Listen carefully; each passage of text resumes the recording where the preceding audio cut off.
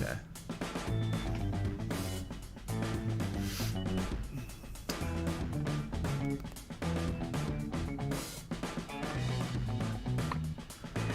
Welcome, everybody.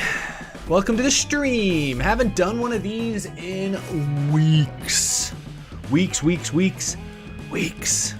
I know, look, you even got people in the chat being like, Eric, what? He's here? Live? Oh, I even got somebody asking, why not Twitch? Oh my gosh, that means people have actually gone over and checked out my Twitch channel. That's amazing. We'll be streaming on Twitch again soon. But since I hadn't streamed outside, I did stream the NASCAR weekly podcast like a week and a half ago, a couple weeks ago. So I did stream that. But aside from that, I haven't live streamed for y'all in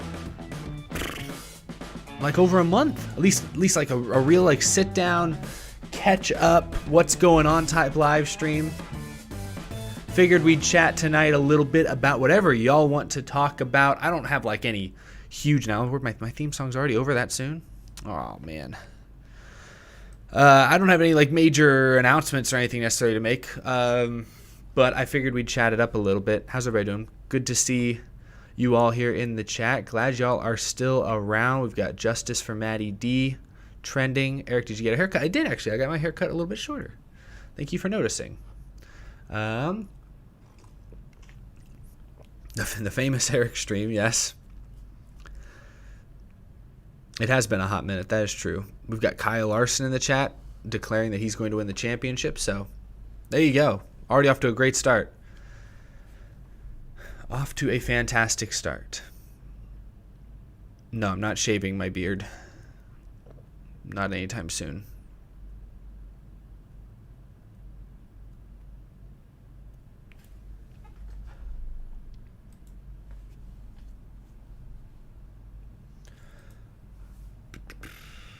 Just getting all my ducks in a row since I haven't live streamed in a long time.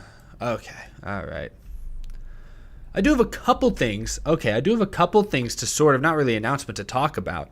A lot of you guys have been asking me, Eric, what racetracks are you going to this year? What races are you going to be at?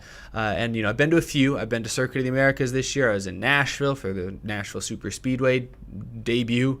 And then I was recently at Road America. I have currently 3 for sure and possibly 4 other race weekends on my schedule, on my calendar that we can talk about here in just a moment. Thank you, Samuel, for the first super chat in weeks. I appreciate it so much. They announced they won't put PJ1 down for 8 for New Hampshire. I just saw that right before we went live, actually. Yeah, I think it was I saw it from Bob Pockers. NASCAR maybe announced it themselves. I have no idea who announced it, but I saw that, yeah, no, they're not going to spray the PJ1 down this weekend for either the Xfinity or the Cup Series race, I believe. I believe that's what that means. I know they originally were going to wait and put it down like late Saturday night or early Sunday, or, you know, they were going to put it down after the modified race before the Cup race for the reason of they thought it would hurt the modified race. They didn't want to spray it early in the weekend and have the modified race on. They were going to spray it on after the modified race. But then, yeah, I guess they changed their mind and said, nah, it sounds like they feel like it needs to be worked in before the Cup race, and so they don't want the Cup cars to be the ones working it in. Hey, if they'd practice or qualify, maybe they could get some laps on it if they really care that much about the PJ1.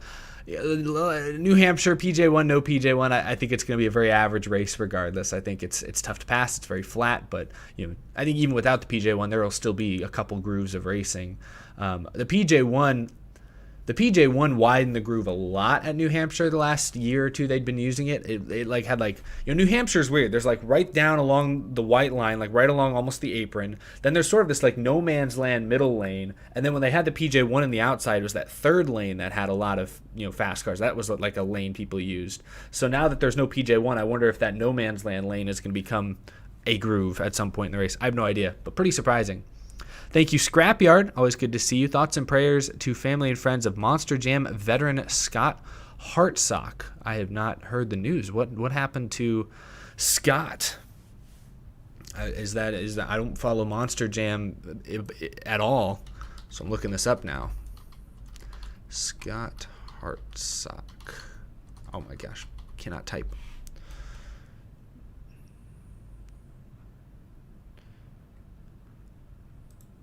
Let's see, Monster Jam released a statement. Oh, their statement is just that he tragically passed away recently, and they extend their sincerest condolences. I don't know, chat, you're going to have to fill me in with who Scott Hartsock is. I guess he was a driver. He drove monster trucks. Yeah, you'll have to fill me in there, but that's very sad, it sounds like. And thank you for the super chat, Caden. Happy Friday, Eric. Got any silly season predictions? Nope, I got no predictions. It is a happy Friday, though, but I have no predictions. They're all just going to go out the window the very next day anyways, so there's really no point.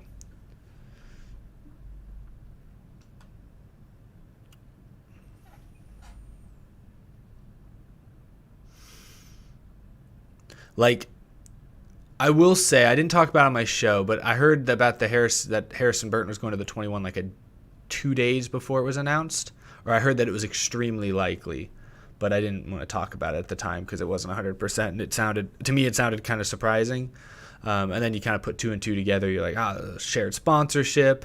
Fact that it sounds like, I didn't mention this in my episode because I didn't find out about it until later yesterday. It sounds like Jeff Burton is actually kind of helping Harrison Burton sort of sort through his Cup Series plans, which is interesting because I remember a couple of years ago talking to Harrison. He was even on Out of the Groove, and I asked him how involved Jeff Burton, his father, was in his racing career, and Harrison kind of said he seemed to kind of he has more of a hands-off role, and I thought, okay, he's letting Harrison kind of sort through it for himself, and I kind of respected that. I mean, I respect Jeff getting involved as well. It's his son, that's his boy. I get it, but I thought that was kind of an interesting change. It sounds like that Jeff Burton actually was helping him talk to teams and helping get his foot in the door with race teams, available rides, sponsors, that kind of stuff. So any Jeff Burton fans in the chat? How long are we going to be live? I have no idea.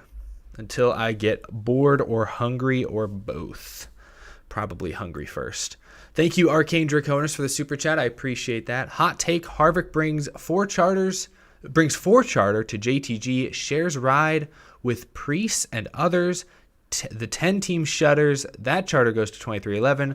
Richard Petty to Toyota. Penske SHR struggles continue. Well, Penske's not really struggling this year. I mean, Blaney's got a win. Logano's won. They all have wins, except Wood Brothers, if that doesn't necessarily count. That's a hot take. I don't think Harvick can bring... Harvick doesn't own the charter, that SHR charter. I think if Harvick buys JTG, all he'll be able to purchase is that one single charter that they currently own, that JTG currently owns, that the 47 uses. So I don't think Harvick's gonna be able to bring much from SHR if he does in fact leave SHR to drive or just to own a team. I don't think there's any connection there.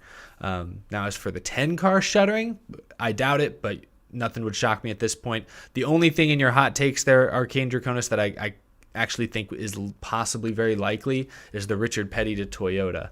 I do think that could happen. I don't have any interest in the new Space Jam movie by any means. Like, I'm shocked by how little interest I have. You know what movie I did watch yesterday that I hadn't watched in like 10 years? I watched The Truman Show. I don't know how young my audience is. Like, I know my YouTube audience is usually pretty mixed, but my live stream audience may be younger. I'm not sure how it skews. But I don't know how many people out there have seen The Truman Show. It was made in like the late 90s. I remember seeing that movie like 8-10 years ago and thinking it was a good movie. I enjoyed it. And then I watched it again. I don't know. I had just a urge to watch it again. That is a damn good movie. The Truman Show is fantastic. Like that, it doesn't waste any time, really. Like, every scene, every shot is either revealing more about the messed up world, the fake world around him to the audience, or is showing Truman, the character, his realization growing with every beat. Like, every beat, no time is wasted. It kind of made me think, not to get like philosophical or like film critical here or anything like that, but I feel like too many movies today just waste time. I think they think their audience, I feel like most big movies these days think their audiences are all like 9 years old and need like, I don't know, just need to be like told things either like bluntly or need to have things reiterated to them over and over again, or just need to be distracted by bright colors. And I was like, The Truman Show didn't do any of that, man. Truman Show was solid. That is a good movie. Thank you, Menard Bros Vids. What are your thoughts on the upcoming IndyCar game? I haven't seen much about it. I saw it's Motorsport Games that's doing it, and they did the NASCAR Heat series, or they're still doing the NASCAR 21 game, I believe. So they have experience with motorsports video games. That's about all I can make from it. I mean, Motorsport Games was the parent company of 704, which made, some decent games like NASCAR Heat 4 was all right. They've also made some stinkers like Heat Evolution and most of the Heat games. So I think it's great that IndyCar is getting an officially licensed, solo product, like an actual IndyCar game, like a console game for the first time since, I don't know, like 2004 or 5, I think. I think that's great for the series. Will the game actually be fun? Hopefully, but I'm not going to guarantee that. Thanks, Groovy Goose. Appreciate the super chat. What will you do during the 2-week NASCAR hiatus? Make a lot of travel plans, which I'll talk more about in a moment. Make a lot of travel plans. I'll still have videos coming out. There'll still be things happening. Roush Fenway, Keselowski Racing has an announcement scheduled for next week. Next, I think Tuesday. They said today. So I think we'll learn about Keselowski's future here in a few days. So there'll still be things happening during the 2-week break. But yeah, I'll be kind of bored. I'll be pretty bored. That's for sure. Thank you, Preston. I appreciate the $10 super chat. Wow, thank you so much. I get the Matty D-Love, but what has he done to keep the 21? Each year he was one breakout race, or each year he has one breakout race, and we think he's going to win a race, and then he disappears until his breakout race for the next year. See, I feel like I was a little harsh on Matt DiBenedetto in my video yesterday. I think it's just a little, maybe, I don't know that I was necessarily unfair, but I think my word choice a couple points was a little strong. I think I clarified it towards the end of the video. Matt DiBenedetto has not been bad. To say Matt DiBenedetto has just been bad, lackluster in his almost 2 years now in the 21 car, that would be untrue. But he's not been good either. He has been woefully average in that car. Like, I understand, it's easy to point to the 21 and say that's the same car that a 21-year-old or however old he was, that a super young Ryan Blaney was able to win in that car, made it to I think the round of 8 in the playoffs in that car. Like, if a super young inexperienced Ryan Blaney can do that in that car, Matt DiBenedetto is almost 30. He's a good road racer. We see him drive. He should be able to win a race, right? It's not quite as that simple, it's different crew chiefs. I believe Blaney was working with Jeremy Bolins at the time when he was in the 21, who he works with now in Cup. Or no, Bolins now is with Keselowski in Cup. So it's not exactly the same situation, but I do still think that it's been a bit disappointing. But to say, I'm with you, he does seem to have like one or two breakout races a year. Like obviously 2019 was Bristol. 2020, I think you could argue 2020 was either that first Vegas race where he had a great restart to get to second, or you could say maybe Talladega in the fall, when if he just held the bottom, didn't move around too much, he might have won that race. But yeah, you're right. It's kind of just one or two breakout moments a year that has not actually broken out to get that win.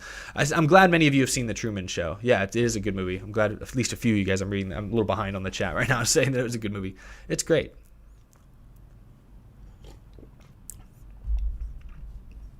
Thank you again, Scrapyard. Hartsock was the owner and driver of Gunslinger, and his hauler was struck by an Amtrak train at an unmarked crossing. Wow, that is tragic. That is really sad. Sorry, I thought we weren't live for a second there. No, that's really sad. I'd not heard that. That's terrible news. Wow. Thank you again, Caden. Oh yeah, the Monster Jam driver died in a train crash. That's crazy. Wow. I don't know a lot about trains, but like an unmarked crossing, like where do you find, like every railroad crossing I ever see has the big flashing lights, the beams and stuff. Like man, they must have been way out in the boonies, get traveling to come across something like that. That's tragic. That's terrible to hear. That's pretty awful. But thank you for the heads up. I had not heard. But yeah, definitely thoughts to go out to the driver. I guess he's a driver and team owner. Go out to his family and the entire Monster Jam community, because that sounds very shocking. Put something on your green screen. Oh, I'd have to mess around with OBS. Maybe later. Thank you, Tyler Tinsley. Would you stream the Asphalt late model update for SRX? They updated SRX? Wait, the game? Wait, you're saying there's an Asphalt late model update? That sounds pretty cool. I didn't know that was a thing that we were doing. Wait, what? Is this real? Did they actually, like... Chat, you guys are going to be able to tell me before I get to it. Chat, did they update SRX the game? Because I haven't played it in like a month, so I have no idea what's going on. They did? I see, yeah.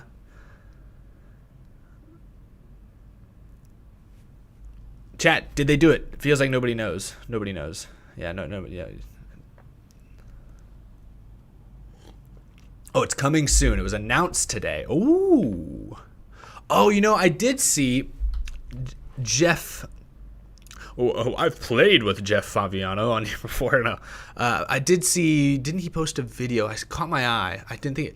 Super late model DLC. Did he? Is this just the trailer, or did he get an early look at it?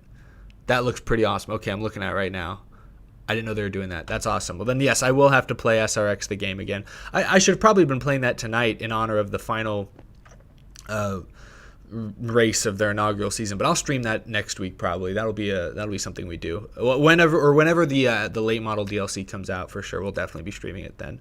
Thanks, Jonathan. I gotta catch up on super chats, y'all. I apologize. Thank you guys so much for the support. I really truly appreciate it. Let's go here. Jonathan Painter, thank you. Will you be at Night Bristol? I have a 400-page NASCAR life book starting in the early 60s to like 2012, I think. Whoa, that sounds super awesome. Like a encyclopedia of stock car racing. That's awesome. But no, I will unfortunately not be at Bristol at the Bristol night race, at least as of now. Things are fluid. Things can change. I'll go and say for sure. Right now, for sure, 3 races I'm going to be at this year. 3 weekends. When I say race, I'll be there all weekend long for all the races pretty much. I'll be at the Indianapolis IndyCar NASCAR doubleheader. I'll be at Daytona for the regular season finale, and I will be at Darlington for the playoff, the opening race of the playoffs for at least the Cup Series and maybe the trucks. I don't know. It gets all screwy. I forget what series are doing what at what point. But that sounds cool, Jonathan. Thank you, Race Champ 22. Whenever Deegan gets a Cup ride, who will it be for? Right now, I guess he's on track for like an SHR Cup ride, right? Maybe Penske, someone with a Ford team, maybe a future Ford team. No idea. That's what I would guess, but I have no idea. Medium Space, thank you. Will a driver below the playoff line get a win? And if so, who? I would say most likely Matt DiBenedetto, Ross Chastain. I would give him a pretty decent shot. I mean, Stenhouse at Daytona. Don't count him out. I would say those are probably the most likely based on who's below the cut line right now. I love Chris Buescher. Been so consistent this year. I don't see him winning, though. So, yeah, he's too far back in points to make any noise otherwise. Thanks, Michael Best. Where would you put the SRX season thus far on the Groovy gauge and expectations for tomorrow with Chase running? I'm going to do a video this week about the SRX. I'll wait and see what goes down at Fairgrounds tomorrow night. Hopefully the weather is clean and green for them. I think Chase Elliott wins tomorrow. Spoiler alert, I think he wins handily. I think they're going to need some extra fun flags to keep the field close. I think Chase Elliott, he's not going to blow them out, but I think Chase Elliott is going to win tomorrow. Overall, the SRX season, in a nutshell, high level, has been really, really fun. It scratched almost perfectly the itch it was trying to scratch. I think it has reached its target demographic. I think it has a place in the American motorsports landscape going forward in its current role. I don't think a 30-race SRX season would be popular, but I think keeping the supply low in this case, only 6 races, keeps the demand really high. I've seen a lot of tweets, a lot of comments the last few days like, oh, I wish you guys should extend the season another 2 weeks, another 4 weeks. You guys need to extend the season. It's like, no, I think SRX has been really smart with how they've sort of distributed their product this year. From who they've gotten to distribute it, CBS, Alan Bestwick, the big names in the booth and stuff, to the way they're doing it Saturday nights when there's kind of a gap on the TV schedule more often than not. Only 6 races. I think they've handled it really, really well. I think there's a few inconsistencies. Early on, their messaging was, these are just racers racing, no gimmicks, no blah, blah, blah. There's like the antithesis of NASCAR. And then their first race, they threw a caution flag because somebody was too far ahead. So, as much as Tony Stewart and company would rail against gimmicks in NASCAR, the series itself has some gimmicks, but I think they're spaced out nicely. I think the gimmicks, it's a made-for-TV series. It's built for television. They know it. Tony Stewart was toying with the field at the 2 dirt races to make it look good for TV. Like, it's an entertainment series, and it's delivered on that front. It's delivered in that department. So I've enjoyed it. I didn't get to watch, which race did I miss? I missed one race while I was on the road. I believe it was the Lucas Oil race. I did not see like any of that race. But I know that was the one Ernie Francis won, right? I think that's the one Francis won. I don't remember for sure. But it's been great. Sorry, I'm way behind on some super chats here. GN, thank you so much. Hey, Eric, first of all, I think Matty D's 2020 season had a better average finish than Blaney's 2017 season. I do believe you're correct. Blaney had the win that year, though, and made the playoffs, which looks really good. But I think you're right. His average finish was worse than DiBenedetto's last year. 2, I will be at Daytona 2. Will you do a tweet up? I'm planning to do some sort of meetup. There's going to be a lot of people at Daytona. I can't say everyone who's going to be at Daytona. Oh, no, I can't say because I don't think anyone's made it public yet. And there's some pretty big names, not just NASCAR YouTube creators, but some other people that I think are planning to be there. And I'm not entirely sure what our overall game plan is, but definitely I'm hoping to do something at Daytona that's like a tweet up, a meetup, something like that. So I don't know where and when exactly just yet, but keep an eye out. I'll post about it on Twitter. I'll talk about it on YouTube. You'll see it. Hopefully plenty of time beforehand if you're going to be at Daytona. And I can't say for those other races I'm going to, like Indy or Darlington, I'm not entirely sure if I'm going to do like a organized meetup or anything at those places. But as always, if you see me, feel free to come say hi. Glad to chat with you. Thank you, Arcane Draconis. I don't see Cindric or 12 becoming a multi-win per season driver. What am I looking at? I don't see Cindric or 12 becoming a... Is 12 supposed to be Blaney? Okay. I don't see Cindric or 12 becoming a multi-win per season driver. 22 maybe, i.e. HMS, JGR better than Ford. With Keselowski move Roush Fenway to the number 2 in pecking order over SHR. Okay, I'm having a difficult time following everything that's being talked about here, but I get what you're saying. You don't think Austin Cindric is going to be winning a bunch of races right off the bat. That I would agree with. I think rookies the last few years have typically struggled out of the gates. Even when the rookies do steal a win, like Cole Custer did last year, they ran 24th the rest of the season. Or Chris Buescher in 2016 on the lightning delay. But I don't know that I'd say Roush jumps Stuart Haas just yet. We'll see. I think the next gen car will even the playing field and kind of be a reset in that way. But SHR still has some pretty great resources, even though they haven't maybe made the most of it this year. Thank you, Edible Giraffe. Can you get the SRX game on Xbox One? I believe you can. I don't have it on Xbox One. I have it only on PC, but I'm sure it's available on Xbox One. I wish there was. I don't know if there's crossplay, but I wish there was. If there isn't, there should be. I know there isn't in the NASCAR Heat games. That always bothered me. Catching up on some more super chats. My gosh, a ton of super chats. All right, I'm way behind. Apologies, y'all. I didn't realize I was this far behind. Thanks, Medium Space. I am not going to be at Texas in the playoffs, more than likely. 2022 NASCAR predictions. Hendrick will continue to win a lot. That's my guess. Thank you, Andrew Meyer. Meyer. I like Harrison Burton, but I don't think he's Cup ready. Do you think this is more of a Penske decision or a Wood Brothers decision? That's a good question. I don't know who's really. I feel like this is a little more of a Wood Brothers decision, but Penske's definitely involved because Penske's heavily involved with all the operations of that team. I think, like I mentioned in my video yesterday, I think Harrison is not as good as Matt DiBenedetto right now, but he's not like crazy far off. I don't think he's going to go out and just wreck your crap a whole bunch next year. I think he's going to be solid. I think he'll probably, if I had to make an early prediction, he probably finishes 19th in points, 20th in points, which isn't great, but not awful. Probably doesn't win next year, but he brings funding. That's the thing. Matt DiBenedetto, he's a decent driver, but he has no funding. Harrison Burton's also a decent driver and brings funding. Advantage Burton. So I get why they made the decision. I don't know whose decision it really was, but I agree with you. Do I think Harrison Burton talent-wise is going to go tear it up in Cup next year? Absolutely not. He's behind Cindric. He's behind Briscoe. He's probably behind Custer, Bell, Reddick for sure. He's behind a lot of those guys. He's a little above Alfredo. Not necessarily. I don't know that he's necessarily a better driver than Anthony Alfredo or a worse driver than Anthony Alfredo, but Anthony Alfredo kind of moved up to Cup at a really young age.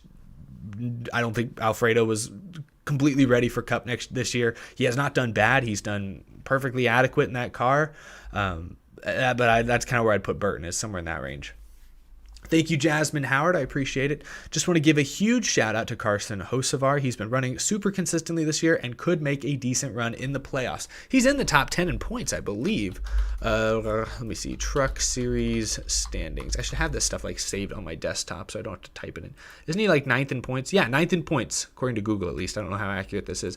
But he's 9th in points. Yeah, that's fantastic. No, he has been really good this year. I know I think it was at Slinger in the Slinger Nationals, not a Truck Series race. I think he got on the bad side of Rich Bickle. I saw Bickle on Facebook was kind of tearing into him a little bit. I don't know what he did. I didn't see the race.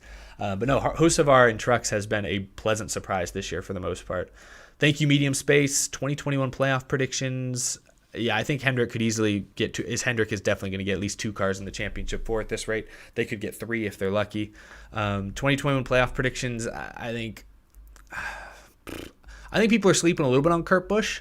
I know he just won, so everyone's talking about him, but before then, I feel like he's been on the up and up. That wasn't just a one race. Whoa, he was really dominant all of a sudden. Like they've been kind of building to that over the last month or so. So watch out for Kurt Busch. I think he could legit race into the round of 8, not by just stealing the win like he did last year. I think he could point his way in there. So watch out for Kurt. Thanks, Sports Fanatic. When are you going to do a Kahoot quiz night? I have not done one in a long time. Y'all stop sending me them. I mean, I kind of stopped asking for them because we did a bunch and then we kind of stopped doing them for a while. But I just don't have any like Kahoots to play. So I mean, feel free to DM me on Twitter or send me a Kahoot or wherever, and I'll try to kind of make a stockpile of them. We can do some more trivia one of these days. I still have that like old school. It's from like 1990 or something in the 90s. That Richard Petty themed trivia game that somebody sent to my PO box that we can play at some point. I should put that down in the schedule. I got a lot of things I got to stream now is what it sounds like. Got SRX updates, trivia. It's just piling up over here, but I'm excited for it. Thanks, Connor. I appreciate it. I went to the Coke 400 last year and it was amazing. Hopefully it's another great one. See you there. See, I've been to Daytona twice. And I've not been to the Daytona 500 yet. I've been there for the Coke 0400 back in 2014, or one that got rained out. I went back and watched the Monday or the Sunday afternoon one. And then I've been there for the Busch Clash, or it was then called the Sprint Unlimited back in 2016. Right, the first race after they remodeled a bunch of Daytona. So it's a super nice facility. I can't wait to be there. Thank you, Brandon Mitchell. I appreciate the $1.69 super chat. Very nice. Oh my gosh, thank you guys so much for the super chats. I am almost caught up. Big one. Oh my goodness. $20 from Gaming Blue. Thank you so much, Gaming Blue. My goodness. Great to see you. I really appreciate it. Very generous. Hey, Eric, how are you doing? I'm doing well. Looking forward to the New Hampshire race. Got tickets. Hope it does not rain. I hope it doesn't rain either. Let me look up the weather really quick because it was like a 60% chance of rain. Last time I checked, that was a day or two ago. What's it looking like for Sunday? It looks like it's probably going to rain like in the early morning.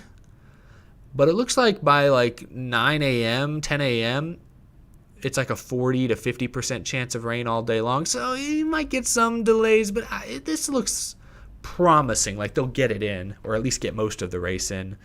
But yeah, definitely hoping for not too much rain. I hope you have fun though. New Hampshire, Magic Mile.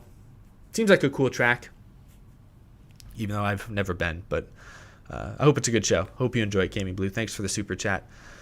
Thank you, Race Champ 22. Do you think Toyota loses enough drivers to drop out? No, Toyota's not gonna drop out. They only have 5 cars in the Cup Series. That's the thing. It'd be a problem if they had like 12 or 15 cars in the Cup Series that they needed to fill with good drivers, and then they were losing guys every year to other manufacturers. Then it would be a problem. But right now, it's not that big of a problem. It's just a weird kind of awkward thing where Toyota is, giving these guys a platform for years and years and years, only for them to ultimately go to a rival organization to build their Cup Series career. It's just sort of a weird situation, but it's not going to put Toyota out of business by any means because they lost Harrison Burton. It sounds like they're losing Harrison Burton next year, but they've still got Ty Gibbs coming up through the ranks, who's going to fill that slot. He's going to run probably full-time Xfinity next year, and he'll probably be better than Harrison Burton was this year. So, at the end of the day, is Gibbs really losing out on that much when they lose these guys? I'm sure hindsight, they wish they'd kept William Byron around. I'll bet hindsight, they wish they'd kept Joey Logano around. But, at the end of the day, they lost Logano. At that point, they got a Matt Kenseth who still went on to win a bunch of races. But, since then, they've still got, Christopher Bell, Eric Jones come through their pipeline. Ty Gibbs is on the way. Still a lot of really good young drivers. And they've signed big veteran drivers. They signed Carl Edwards for a couple of years, who took him to a championship four. They've signed Truex, who's taken him to championship fours. At the end of the day, they get drivers. Toyota will get good drivers. They just signed Bubba Wallace for this year and might get Kurt Busch next year. Toyota will find drivers. It just is weird that they keep losing their young drivers to other manufacturers. It's a weird deal. I don't know.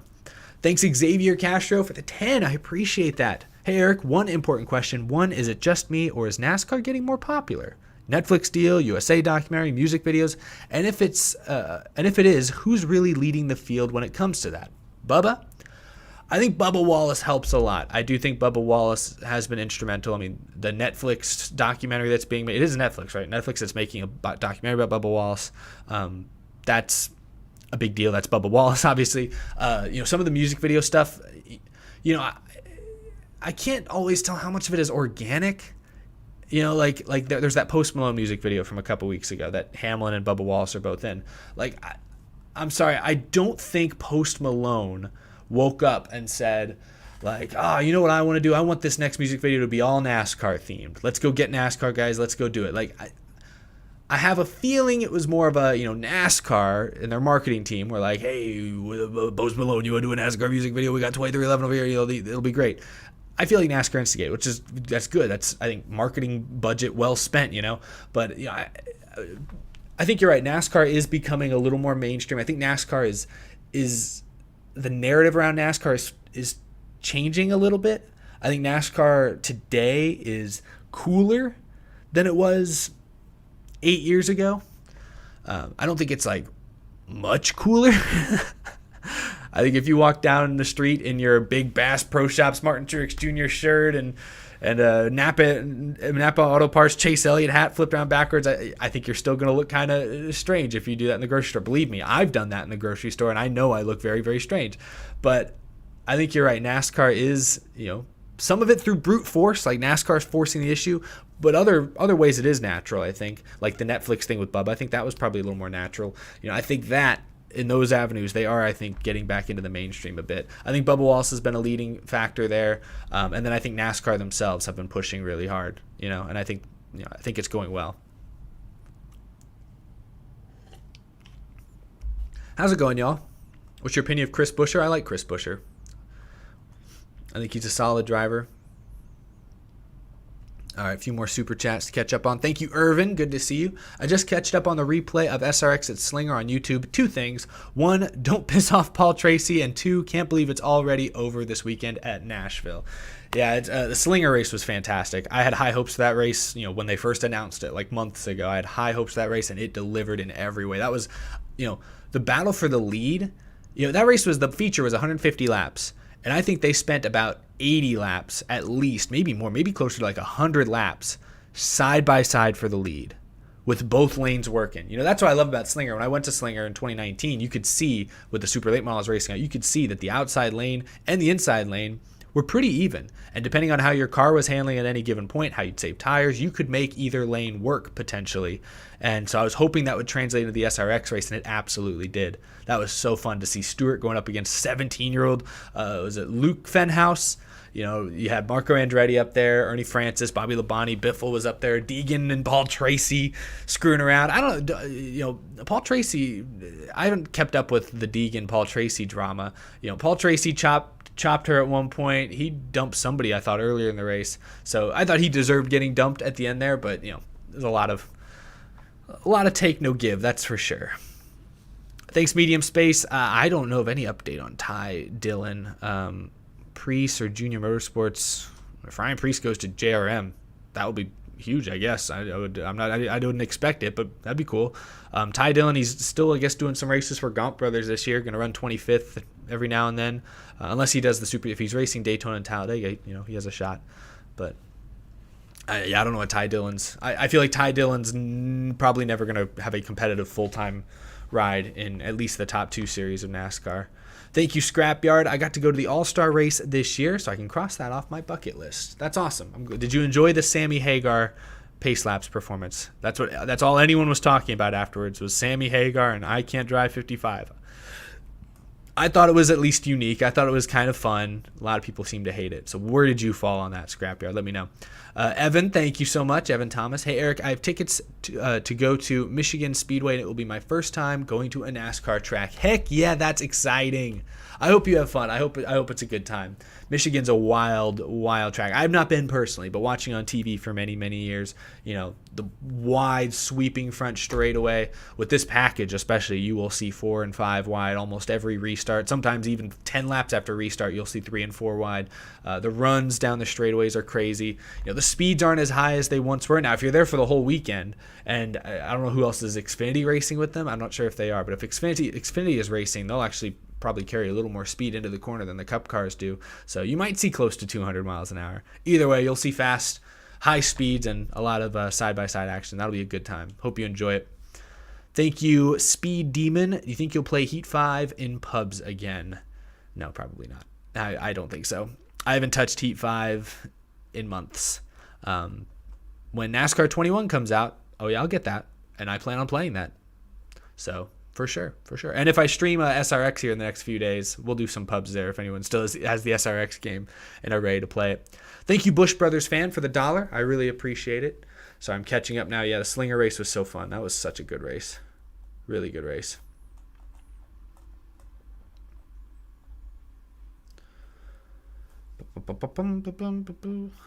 I will not. I don't know, but I probably will not be at the Texas race in October. Would you ever go to Kansas Speedway? Absolutely. Kansas is high on my list of tracks to go to. It's just a long way away. What is the drive to Kansas from my house? It's like 15 hours or something. Or it's maybe not that. It's probably like 12 hours. What is it? Where's Kansas Speedway? Show me the directions. Where are we at here? Gosh, how many buttons do I have to press?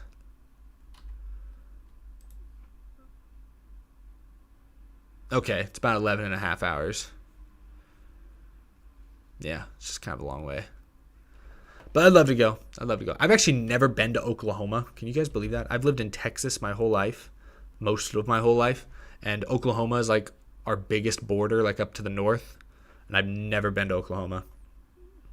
No idea what it looks like. I imagine it's just a lot of fields. One of my best friends is from Oklahoma too. Like grew up in Oklahoma, and I've never been to Oklahoma. Like he visits like every year, and I've never been. Thank you, Race Champ 22. Would you consider Joey Logano 2018 season a comeback after 2017? Sure, yeah. He missed the playoffs entirely in 2017, right? So for Logano to go from no playoffs to championship, yeah, that's a pretty big comeback. Thanks, Michael Curtis. Who takes over the 22 car in Xfinity next year? That's a big question, right? I saw some reporters asked Roger Penske about that either yesterday or today, and even he doesn't know yet. It sounds like it's not even 100% confirmed that there will be a 22 Xfinity car next year. There's rumors going around. I think Dale Jr. talked about the possibility that it'll be more expensive to drive to run an Xfinity car next year than it will be to run a Cup Series car with the next gen. Maybe not next year, but I think in the long term is what they were talking about. Because next year it's going to be expensive up front buying all the new parts. But a couple years down the line, it might become more expensive to run an Xfinity car than a Cup car, which is going to be weird. I don't know how that's going to wreck the business model in some way. But I don't know. I don't know who Penske puts in the 22 car. I'm sure he'd like to put a young, up-and-coming, promising driver. But we've talked about the Ford development system is kind of sparse right now. Since Custer and Briscoe and now Cindric are all being graduated to the Cup Series, like Deegan, Tanner Gray, Todd Gilliland, like, you know what I mean? It's just kind of scarce now. I don't know who they get. Thanks for the super chat, Ethan. I appreciate it. Ethan Kane. Have you heard of anything on the futures of Hemrick or Brandon Jones, or will Gibbs just get rid of the 54 car? They're downsizing their Xfinity, correct? That's a rumor. This definitely sounds like it's been discussed that they may condense their Xfinity Series program next year. See my previous comments. I think maybe with the business model the way it is, a lot of these teams are really going to focus more on Cup than Xfinity or even trucks for that matter. So I think it's definitely possible that Gibbs will get rid of one of their cars. I don't know what number it will be. Probably the 54 or the 20. Probably the 54 if I had to guess. They'll just do 18, 19, and 20 would be my guess, but I have no idea. I don't know what the future of Hemrick and Brandon Jones is. I think Brandon Jones probably stays in Xfinity next year. I think he brings some funding. And he's fine, not amazing by any means, but he's okay in that car.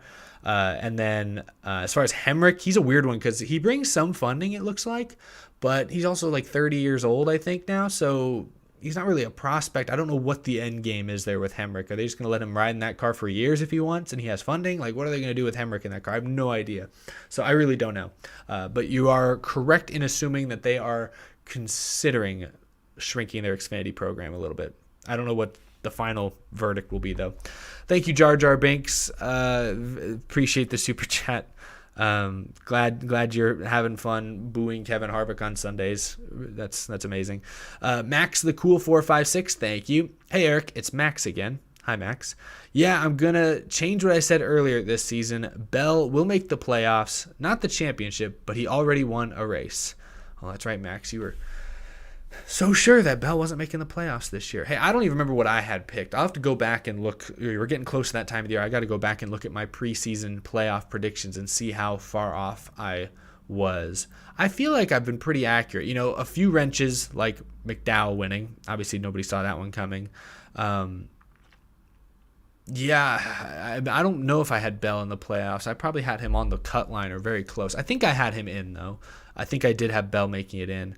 I know I had, did I have Reddick in? I hope I had Reddick in because Reddick has really impressed me lately.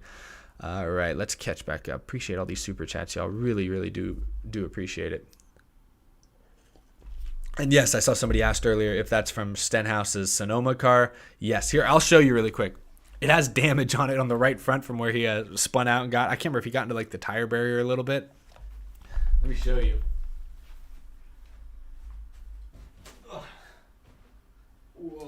Okay, this is kind of a tight squeeze.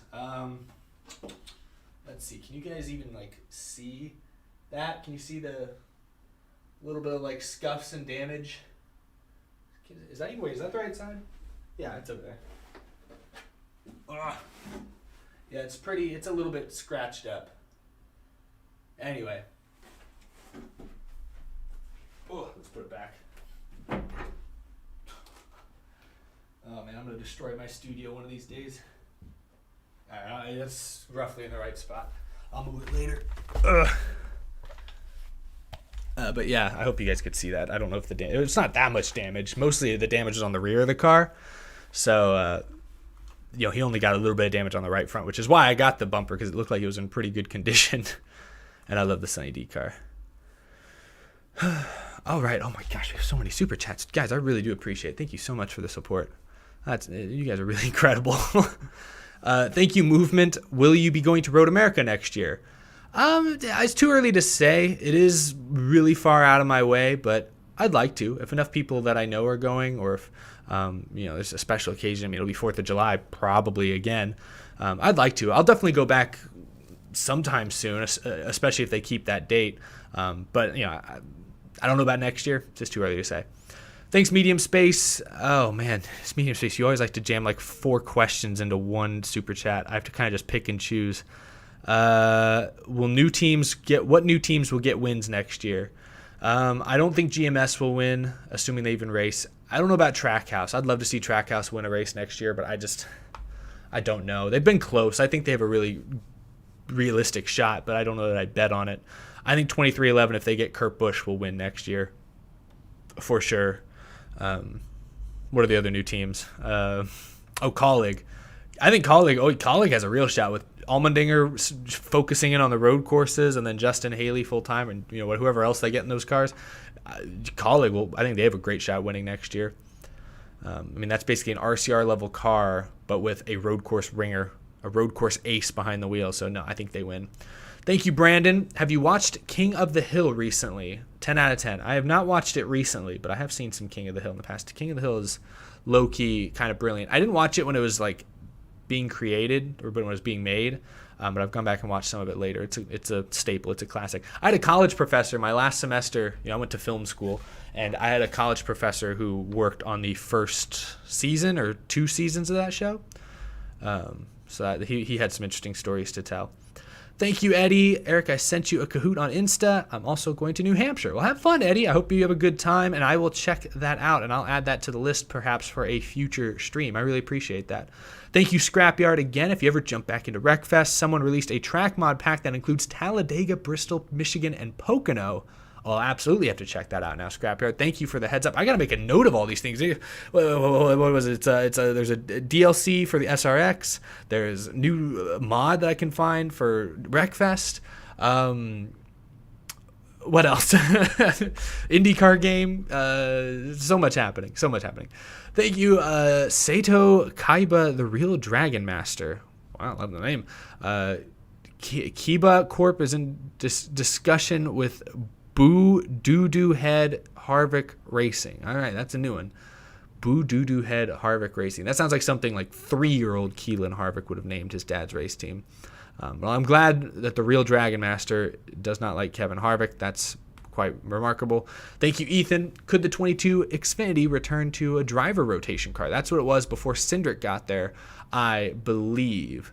Well, Penske had a couple. Didn't they have a couple Xfinity cars? Well, it was weird. Yeah, you'd see like Logano or Keselowski or Blaney sometimes in the 22, but that was at the 12. You get Cindric in the 22. You know, I honestly don't remember who was in the 22 before Cindric. I mean, Blaney raced Penske cars for a while there. I don't even know. So yeah, it could. It definitely could. I know they rotate. Who else did they rotate? Who else was driving those cars? Chat, help me out. Who else was driving those cars besides the Cup guys? Yeah, Brad. Yeah, but that's, I mean, the Cup guys would jump into it. Was it just them? Hornish was a while ago. The 22 wasn't full-time before Cindric? Okay. I think Sam Hornish did. But Hornish was a while ago. Like, Cindric's only been in that car for like 2-3 years. Was it Hornish? Like, Hornish was in a Penske Xfinity car. He wasn't always in the 22. He was in the 12. Oh my gosh, now my years. We've gone back like 10 years now in some way. Some of these, like. Well, anyway. Yes, I will be at the Coke 0400 this year. Cannot wait. Did Briscoe ever drive it? I don't think Briscoe ever drove the 22. Did he? Oh man, I really don't know. All right, let's get back into these super chats. I gotta catch up. Appreciate y'all. Thank you. Vote Kyle 3000. Do you think with the possibility of Dex on the 21 car more often, do we see Menards on the 2? No, I think Menards has even said they've scaled back some of their motorsport sponsorships since Paul isn't driving anymore. So I think, honestly, that probably played into Wood Brothers' decision, knowing that they were going to get less Menards races this year more than likely, or next year more than likely.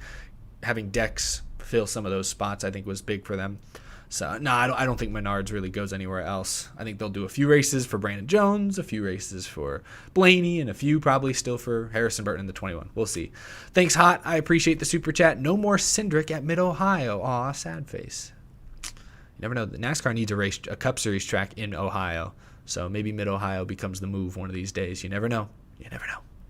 Thank you, Arcane Draconis. Opinion, Phoenix is a lame championship race. When it changes, who do you think gets it, Bristol or Martinsville? Could you see an RPM JRM Cup combo? Ooh, now we're getting somewhere. I don't know about that last part. That's a new one. Now we're just flinging rumors out there for the sake of flinging rumors out there. I mean, nothing would shock me at this point, but that would be up there. That would be quite surprising if we saw a combo like that. As for Phoenix, I feel like I'm one of the few people that actually kind of likes Phoenix as the championship race. Is it as good of a venue for the championship as Homestead Miami? No, it's not. I think Homestead Miami Speedway is a slightly better championship venue. But if you're going to move it around every couple of years or something, I think Phoenix, I'm glad Phoenix has had a turn. I would not be sad if in a couple of years they move it back to Miami or move it to, like you said, maybe Bristol or Mars. I don't know about like a short track. I like that Phoenix is kind of a mile, Homestead's a mile and a half. I like that something like an intermediate, maybe Darlington. The schedule's so complex. I don't know who would get it, but I don't hate Phoenix. I'm not as anti-Phoenix championship as a lot of people seem to be. Thank you, David Reese. Who in the future will Ty Gibbs replace in Cup? I would have to think he'd only be in Xfinity for a few seasons. My guess would be Truex. Let me look this up really quick, because I believe, who is it? It's Truex, right? Whose contract is up. Hold on, I believe I have this info saved somewhere. I think, yes, Truex is more than likely signed only through 2022. So I think there's a very real shot that Ty Gibbs goes Cup racing in 2023. I think there's a very realistic chance that Martin Truex Jr. does not get extended after next season, and that the 19 will belong to Ty. Denny Hamlin, as long as he has the support of FedEx, of Domino's, of OfferPad, I think he's going to keep driving. I mean, his current contract goes through like at least 2023. I think he just signed a new deal.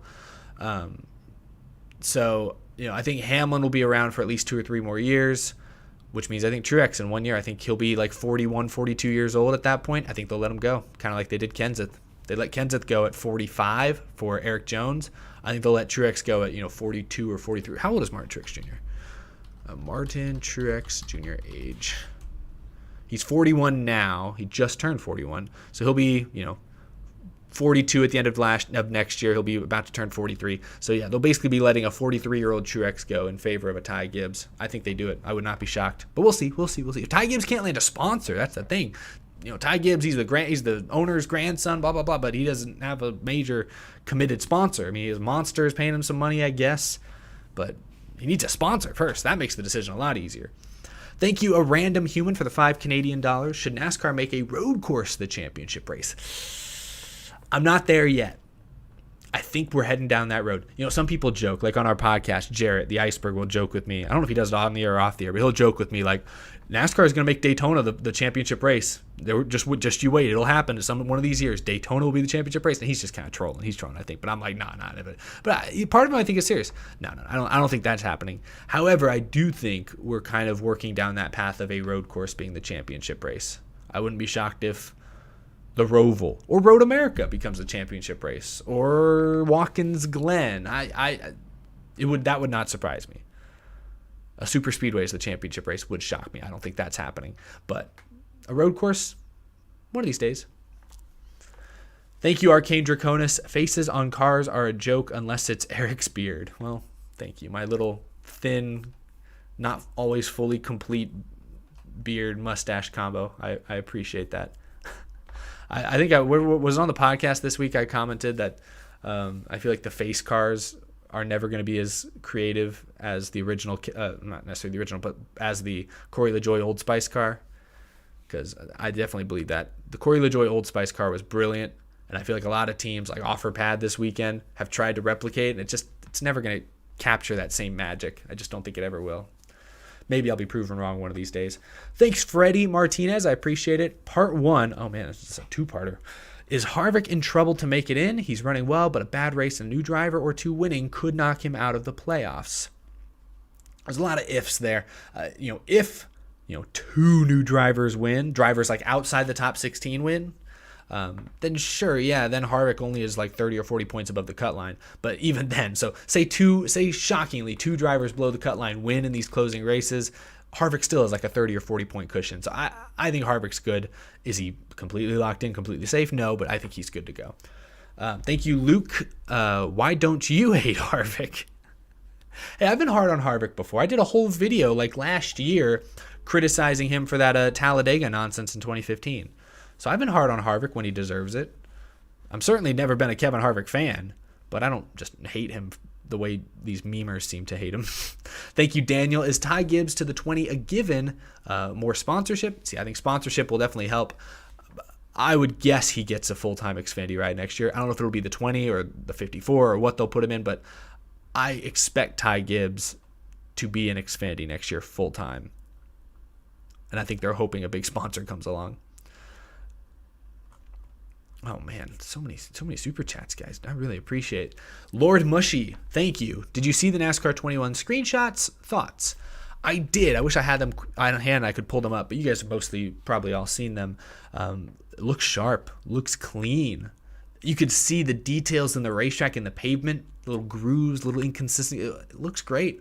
The sun reflecting off the 70. It looks great. So, that's one box checked.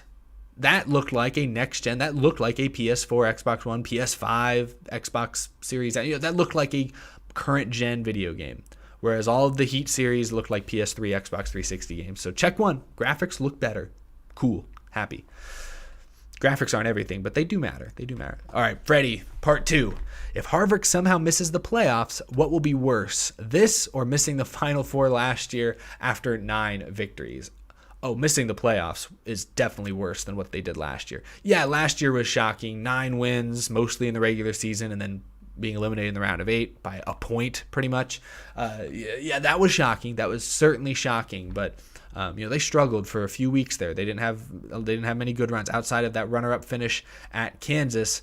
They kind of were really mediocre those last few races. So it was a slow burn. You could kind of start to see it coming, even though it always seemed improbable. If he misses the playoffs entirely this year, that would be just stunning. Stunning. They let 16 drivers in. If you can't make it in with 16 on a big team like that, that's a problem. That is a problem. Thank you, Large Larson, for the $1. I really appreciate the support. Thank you, Richard Kennedy. AJ drove the 22 before Cindric took it, as well as Cup. Well, yes, Allmendinger. I remember Allmendinger in the 22 briefly. In Cup, there wasn't a gap because that's like 20. We're talking about like 2013, 2012, right? 2011, 2012. What year was that? 2011, 2012. It was like 2012. It was a long time ago. Point is, I thought there had to been somebody more consistently in between then. Maybe I'm wrong. I don't know. Well, I wasn't paying attention. Thanks, Hot. Mid-Ohio is a great course, but has no grandstands. It's like a half-scale Road America. Would love to see the Cup cars there, though. Like you said, put on good shows in the lower ranks, lower series, so we'll see. Is it the best NASCAR option in Ohio? Maybe not. I don't know. Maybe not, but I think it's in line with what NASCAR is trying to do with the next-gen car, so. Thank you, Burning Rubber. Will you be at the first Auto Club short track race? Oh man, now we're really thinking long term. 2023 we're talking about now. I'd like to, but I don't know. If the question is, are you looking forward to the short track Auto Club? Absolutely. Doesn't mean I'll be there in person for the first one, but I'm excited for it nonetheless. Struggle God, thank you for the super chat. I've been getting back into NASCAR last year and this year, and I was thinking, what team or manufacturer has the best driver academy? I compare JGR to RBR and F1. I would say Toyota has traditionally, at least in recent years, had the best driver pipeline, the best development system. Now, they all have their own. Toyota, it's TRD, Toyota Racing Development. Ford, it's Ford, it's just called like Ford Driver Development or something. Chevy, it's like the Driver's Edge program that I think GMS and like Junior Motorsports are involved in. I think like Noah Gragson and like Sam Mayer and like Sheldon Creed Zane Smith are a part of it right now. So they all kind of have their own versions. I think right now, Chevy's looks pretty good with a lot of those names I just mentioned, but Toyota has the Ty Gibbs factor, and I think Ty Gibbs is a surefire. I hesitate to say star. Do I want to say that just yet? Because when you say someone's a surefire Cup star, that's like, oh yeah, they're definitely going to win a bunch of races, probably going to contend, and probably going to win a championship at some point.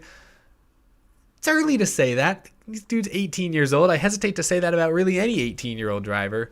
But, Ty Gibbs is clearly talented. I guess I'll just leave it at that for now. Ty Gibbs is clearly talented. I think he's the most talented prospect in the lower ranks, purely talented, right now. So that gives Toyota the edge. But right now, I think Chevy's is the most fleshed out. But overall, recent years, it's been Toyota for sure. Through, KBM and trucks, JGR and Xfinity, and like McAnally Racing and ARCA and K&N and Venturini and ARCA. Toyota has a lot of good spots through the lower stock car ranks. Thank you, Vote Kyle 3000. New Atlanta or California, I'd say, are possible by the end of the decade for the championship race. Yeah, I think, I don't know what kind of renovations they're going to make around Auto Club Speedway, because they're keeping, for the most part, it sounds like the main grandstands they're making them smaller, but the basic structure and frame and everything is kind of going to be the same. So it makes me wonder, are they going to like build from scratch a lot of the other amenities around the track, or is it going to kind of just be the same old Auto Club, but condensed and smaller? If they upgrade that facility in a big way, then yeah, I think NASCAR would be happy to have the finale weekend in LA, or near LA. I think that would be, NASCAR would jump at that, but we'll see. I think New Atlanta, if it races well, possibly. But that's another one. Atlanta, they're not really renovating the facility. They're just changing the track. So, the main reason that I think Phoenix got the championship weekend is because they poured a bunch of money into renovating the whole facility, not just the grandstands, not just the track stuff, the whole facility, the infield, everything. It's a great experience in Phoenix right now if you go there in person. Thank you, Daniel Gibbs, to either the 19 or 20 in 2023. That's what I said earlier. I think right now, as things stand, my prediction is that Ty Gibbs will be in the 19 car in 2023. Maybe the 20, maybe they move some numbers around and some names around, blah, blah, blah. But point is, I think Gibbs, at this rate, hot take, bold prediction, he'll be full-time Cup 2023. And my guess is Truex will not be with the team. Thank you, Eric Almirola Fan 10. Is the blue bumper Clint Boyer 2018 Darlington? Oh, this up here? No, I'm sorry. That would be cool, though. This actually isn't a race-used piece, but it does have sentimental value. That was from Matt Kenseth's 2018 Wyndham Rewards show car. I think that's off the car. I'm not sure. I'm not 100% sure. I know it's from a show car. I'm not sure if it's from the show car, but I think it's from the show car that was used during the actual announcement when everyone was shocked. What? Matt Kenseth? And they pulled the cover off, and there it was. I was like, Matt Kenseth is coming back? So that's what that piece is from. Thank you, Confirmation07, Montreal. I'd love to see if NASCAR goes to Canada, that would be my first choice for sure, without a doubt. So they need to bring the Cup Series to Canada. Ty Gibbs is a Hall of Famer. I see that in the chat. Oh, my man. And I thought I was being bold. Oh, goodness. Thank you, Arcane Draconis. Again, I really appreciate the support tonight. HendrickCars.com feels faux for 5. I tried. Hopefully, I explained it pretty well in my video a couple days ago. It's definitely close to home, close to Rick Hendrick. I mean, this is a big investment that Hendrick's brand is making into Larson, but it's not Rick Hendrick's money. Rick Hendrick has his name on the Hendrick Cars business and all those dealerships, but what it sounds like it was the owners of all the dealerships collectively saying, no, we want Kyle Larson to carry our branding on it, and so the money came from their marketing budget to pay for it. Rick Hendrick said himself, at least he said himself, that he turned down an offer from another sponsor because the Hendrick Group was able to match the standing offer, and he went with them because close to home. It helps him a little. It benefits him, I guess, as well to do that. So it's not. I think it's real sponsorship. It is real sponsorship. Thank you, Big Hunter Man 77. I appreciate it. Harvick had a historic season, and it's complete BS. He wasn't champion, and you all know it. Also, Homestead and nowhere else for the final race. Okay, all right. I think Phoenix is a good track for the championship, but it's not as good as Miami. So I hope they go back to Miami someday soon. As for the first bit, how do you feel about the current playoffs? I think the current playoffs. I've said this a ton of times before. I think the current playoff system, albeit complicated and difficult for a new fan to fully grasp at first, I think it's a great balance of rewarding consistency and strength throughout the 26 race regular season, but it does put an extra emphasis on those final 10 races, namely the final 2, 3, 4 races. The deeper you get in, the more pressure is put on each lap, each race. And I think it's a pretty solid balance that they've struck, quite honestly. Yes, Harvick put together a historic regular season last year, was fantastic, but those final 5 or 6 races, I think he only had one top 10 in the final 5 or 6 races. And I'm sorry, just like in any sport, you can dominate the regular season, you can be the number 1 seed, you can blow through the first round of the playoffs, and then, be stunned by the 7 seed in the second or third round. That it happens. It can happen. So, the regular season does matter because that's what gets you those higher seedings. That's what does help you with points through the rounds. Think about it this way. If Kevin Harvick had not had a tremendous regular season, he would have been out at least a whole round earlier, more than likely. If he had only won 1 race in the regular season, he probably would have been out in the second round of the playoffs. But because his points carried over from round to round, he was 1 point away, despite only one top 10 in those final few races. He was still only 1 point away from the championship race, until he spun himself trying to wreck Kyle Busch for the win.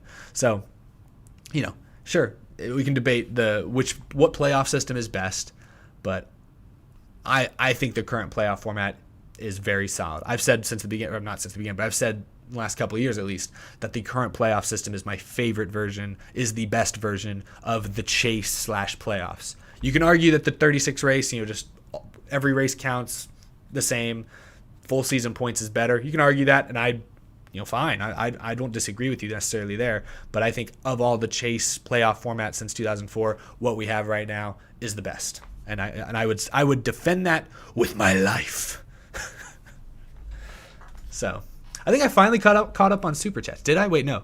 Oh, not quite. I almost did. Thank you, RaceChamp22. I appreciate it. What do you think Quinn Houff does after this year? I have no idea. Probably stays in the 00. I don't have any reason to believe he'll leave. I got to believe he's pretty affordable. And, he occasionally will have one of those moments where you're like, oh, Quinn Houff. Whoa. But, more he's not wrecking equipment at an alarming rate. At least not that I realize. What are his stats this year? How's he done? Does he have... But that's something I've never Googled in my life. Quinn Houff stats. Like your search results will come up, and like I'll start to type Brad Keselowski stats, bubble stats, because I look up guys' stats all the time to do notes and stuff for the show. I don't know that I'd ever searched up Quinn Houff stats because it did not give me a suggestion. Oh man, his average finish is a whole position and a half worse than it was last year. Come on, Quinn. Come on, Quinny boy. Make it happen. Oh, he does have 6 DNFs. But it looks like only like 2 or 3 of them were for wrecks. And at least one of them wasn't his fault. So.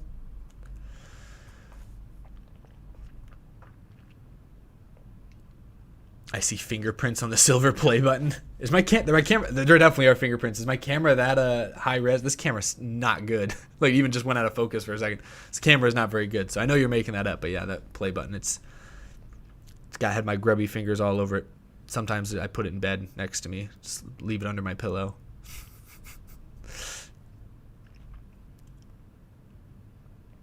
Thanks, Nick. I appreciate it. 3 final races for the championship. Road course, short, intermediate.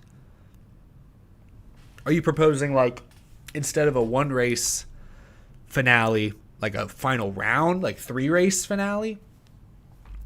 I think that's tough to work into the schedule, but I'm not opposed to that idea. And I think if they did do that, I agree. I think it'd be really cool if they had one type of track, like 3 races, each at a different type of track. I like that idea. I think right now, the only thing the playoffs are missing, I think they need to swap out one of the 1.5 miles, probably Texas, with a road course. Because right now, the 10-race chase, you have Bristol and Martinsville are both in it. So you have 2 true short tracks. You've got, and Richmond, actually, so you have 3. Bristol, Richmond, and Martinsville are playoff tracks. So you have 3 true short tracks. You have, Darlington, that's kind of technically an intermediate, but it's sort of like its own thing. You have Darlington. And then you have, I think, 3 1.5 miles with Texas, Vegas, and Kansas. I think you can get rid of one of those. You have a super speedway with Talladega. You have a road course with the Roval. And then you have Phoenix, which is like a 1-mile deal. So there is good variety, but I think you could do without one of those 3 intermediate 1.5 tracks, especially since you also have Darlington. That's almost the same thing. I think you could do away with one of those and replace it with another road course. That would be my, just to keep it perfectly balanced, But what road course? I don't know. Thanks for the super chat, Hot. I appreciate it. The gold play button is just around the corner. Just keep doing what you're doing. Well, thank you. I really appreciate the kind words, the words of encouragement. Right around the corner, maybe many years around the corner, but you need 1 million, right? 1 million subscribers for the gold play button. What am I at right now? Let's see what we're at. I'm at like 150 something. Where are we at here? I'm going to go straight to, I'm going to get the most up-to-date real-time number, 159,634. Whoa, we've jumped up a lot the last couple of days. Well, I appreciate it. So a little ways to go. We're at 159,000. We have roughly 840,000 to go. We'll get there one of these days. One of these days, maybe. But no, I never would imagine the channel would be this big. So I'm very thankful for every single one of you guys that have watched, subscribed, or super chatted as RaceChamp22 just did. I really, really do appreciate it, y'all. Really do. Maybe YouTube will lower the gold play button requirements. But thank you, RaceChamp22. Quinn Houff King greater than Matt Kenseth. Now we're just getting to see we've just passed an hour into the stream, and now things just go off the rails. It doesn't take long. It never fails either. I don't know what kind of nonsense, what kind of gobbledygook you're concocting over here, Race Chant 22, but that is a farce. Thank you, Hot, again. Life goes by fast. You'll get there. Well, thank you. I do appreciate the kind words. That actually kind of sounded ominous. Life goes by fast. That's a little more ominous, but I feel like you meant that in an encouraging way. That still sounds kind of encouraging. I appreciate it. No, I really do. Thank you so much. Eric, can you put me in timeout? Sure, just for you I will. Let's see where we at here. Put user in timeout. See you in like 5 minutes, NASCAR Flame. That's funny. Thank you for the super chat, Arcane Draconis. I'm going to go refill my water in a second here, but as it stands in the championship rankings, HMS and JGR own the top 7 out of 8 spots. Who makes a deeper run to push the last Ford out? The 1, the 8, or the 20? So who's the one in the top 8? Is it Logano? Let me see NASCAR Cup standings. Who is the one Ford that's in it? Is it Logano? Yes, I believe it's Logano, it looks like. I don't know how far back they all are. Kurt Busch is trending the right direction, so I like where Kurt Busch is going, but that car, I just don't know if I trust them to be that consistent throughout the rest of the season. Same with Tyler Reddick. I really like what Reddick is doing, but can they sustain it for several months in a row? I don't know. I mean, he's had 3 straight top 10s. He's been on fire. We'll see. I'll go Kurt, though. I will say Kurt Busch. I'll give the veteran driver the benefit of the doubt there. Thank you so much, Evan Hopkins. I appreciate it. Be expecting a pretty cool Kenseth 124 from me. Wow. All right. I'm excited. Well, thank you. And that actually does remind me, another announcement I could make. I will keep an eye out for that, Evan. I very, very much appreciate the generosity. Thank you for contributing to Show and Tell Tuesday. But yes, PSA, in case you missed my community tab post, and I think I mentioned it in my video as well this last week, but my P.O. box will be closing at the end of July. So last call, final call. I think technically the P.O. box is open like a week into August. So if it shows up just after like August 1st, 2nd, 3rd, good chance I'll still get it and everything. But, final call, the sooner the better. I really appreciate the support there. Thank you, Nick. I think Watkins Glen would be perfect for the playoffs. Yeah, I'd love to see Watkins Glen in the playoffs. You got to put it early in the playoffs because if you wait too long, if it gets like October, November, I imagine it gets pretty cold. Starts getting cold up there. So you'd have to maybe do it early in the playoffs, but I like that idea. Watkins Glen's just a good track. I missed it last year. I'm so excited to go back in just a few weeks. Thank you, Andrew. Really appreciate it. Working on a Kahoot or 2 we'll send via Twitter. Awesome. I'm excited to see it. Appreciate it. I'll be right back, guys. I'm going to refill my water, but then we can chat a little bit more.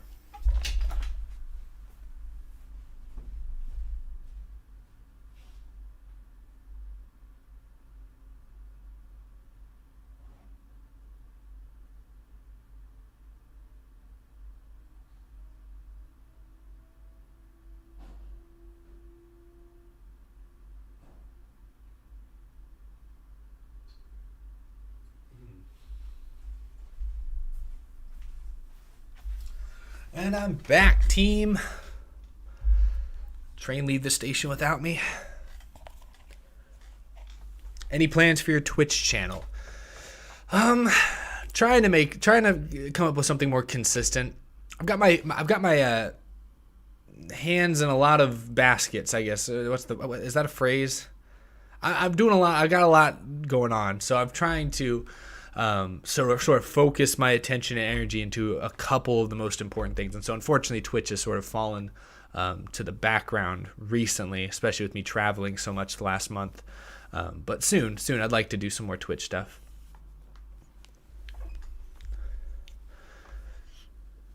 Never been to a race in my life, but I've been watching since I was like 4. Oh, we gotta change that, Cody. It doesn't have to be a NASCAR track. Head to if you have a short track somewhat nearby within an hour from your house, go check that out some weekend and just feel and hear the roar of the engines. At 500,000 subs, go bald. I don't know about that one. Will you ever get Joey Logano on the show? I'd love to.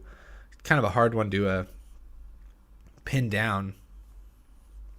But there's no driver no driver in NASCAR today that I would not want to have on my show. For sure. I'd talk to anybody about anything, quite honestly. Where do you think Matt DiBenedetto is going to land? I have no idea. It's the $1 million question at the moment.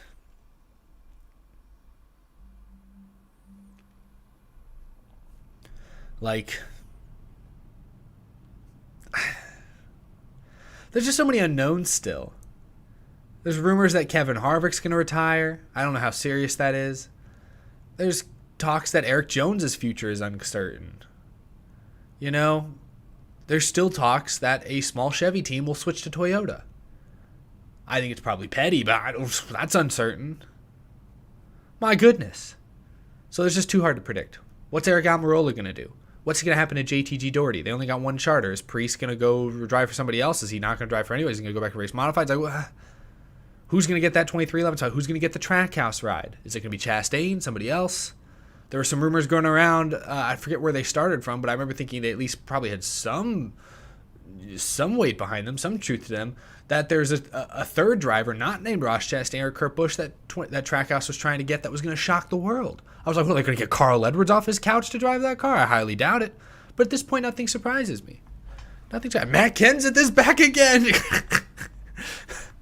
Paul Tracy to the 99.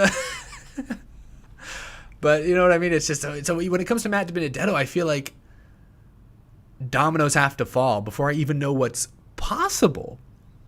Like right now, I could sit here and say Matt DiBenedetto is going to take over the 12, and that doesn't make any sense. Like Blaney's locked in. What?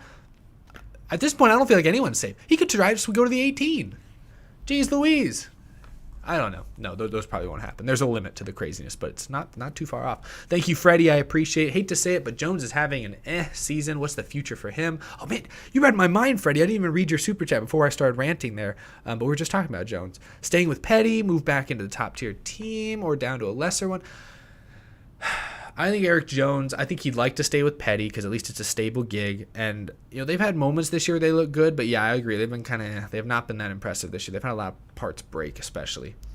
I don't know what happens to Jones. He might be looking at what John Hunter Nemechek is doing, and maybe he's able to go a similar route. You never know. Thank you, College Commuter. How excited are you for the modified tour race at New Hampshire, a.k.a. the best NASCAR race of the year, and should Priest replace Almirola in the 10? I believe Ryan Priest is a better race car driver than Eric Almirola, so yes, I would love to see that. I don't know if it happens, but I'd like to see it. And yeah, I'm excited about the modified race. Whenever I do get to catch a modified race on TV or like on like some of the, is it like Track Pass, they sometimes have them? Because I'm subscribed to that, and I sometimes forget that I am, honestly.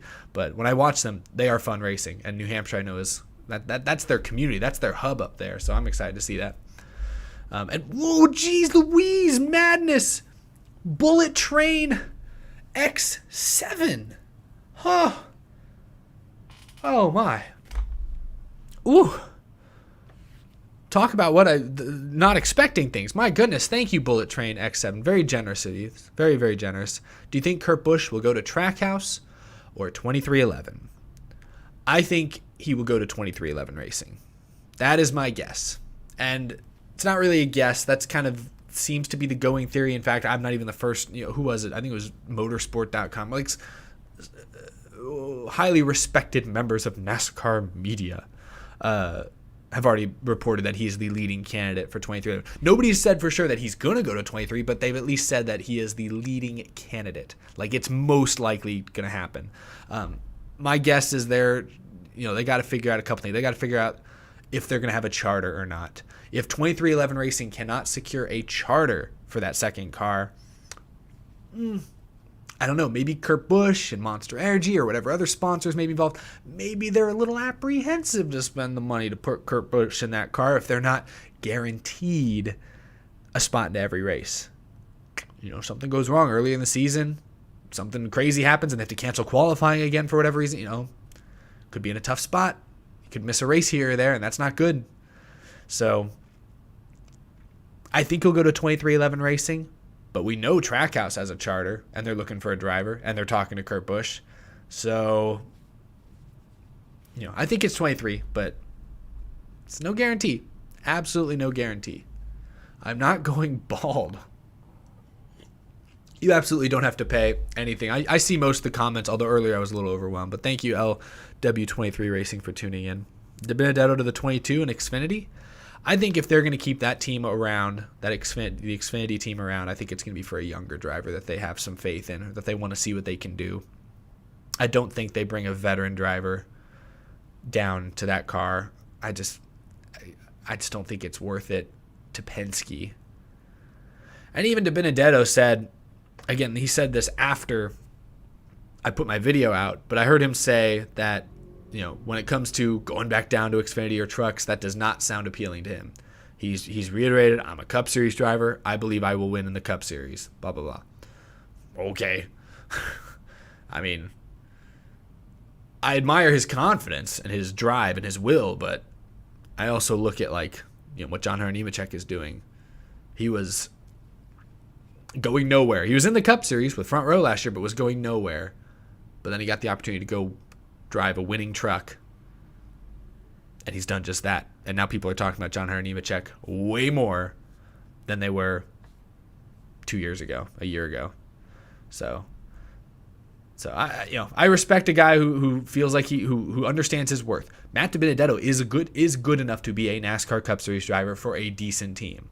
So you should never settle for less than your worth. I completely subscribe to that philosophy, but sometimes reality gets in the way of even the best philosophies. And so I feel like De Benedetto, at least he can say whatever he wants in the background. Hopefully he's somewhat open-minded to other opportunities, because at the end of the day, that may be all that's available to him, and it would not be the worst thing in the world if he ends up going to a competitive Xfinity team next year.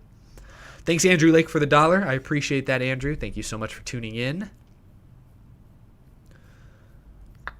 And thank you, Chris. Appreciate the super chat, Chris. What are the chances of Kurt Busch to the number 17 with Brad? Oh, like Kurt go to Roush too, or RFK, whatever they're calling it? I don't think that happens. Now, on Tuesday next week, Roush, I believe, is going to announce Keselowski to the team. I'll be curious to see what car number Keselowski ends up with, and I'll also be curious to hear what they say Newman's fate is. My guess is that Ryan Newman is out of a ride for next season and probably will end up sort of slinking away into retirement, semi-retirement. But I'm excited to see if Brad Keselowski drives the 6, or a lot of people suggested, since he's also co-owner now, or will be co-owner, that he bring back the number 29. That's a family number. He drove it. His truck team ran the 29.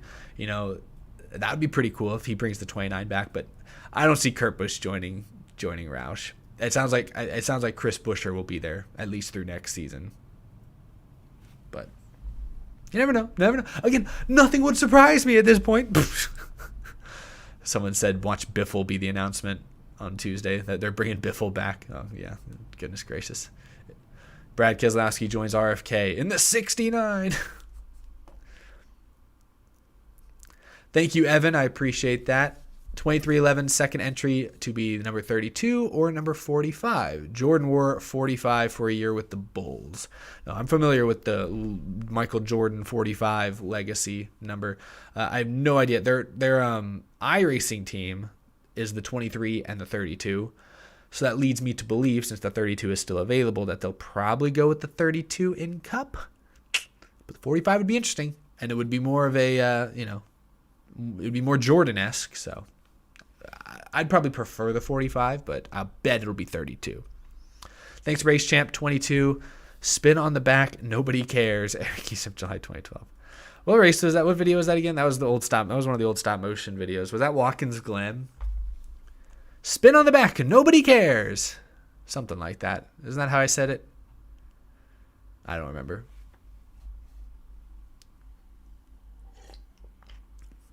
Could you see Roush adding a third car? Probably not, because they'd probably want to do it with a charter, and I don't think they're going to want to buy a charter for that.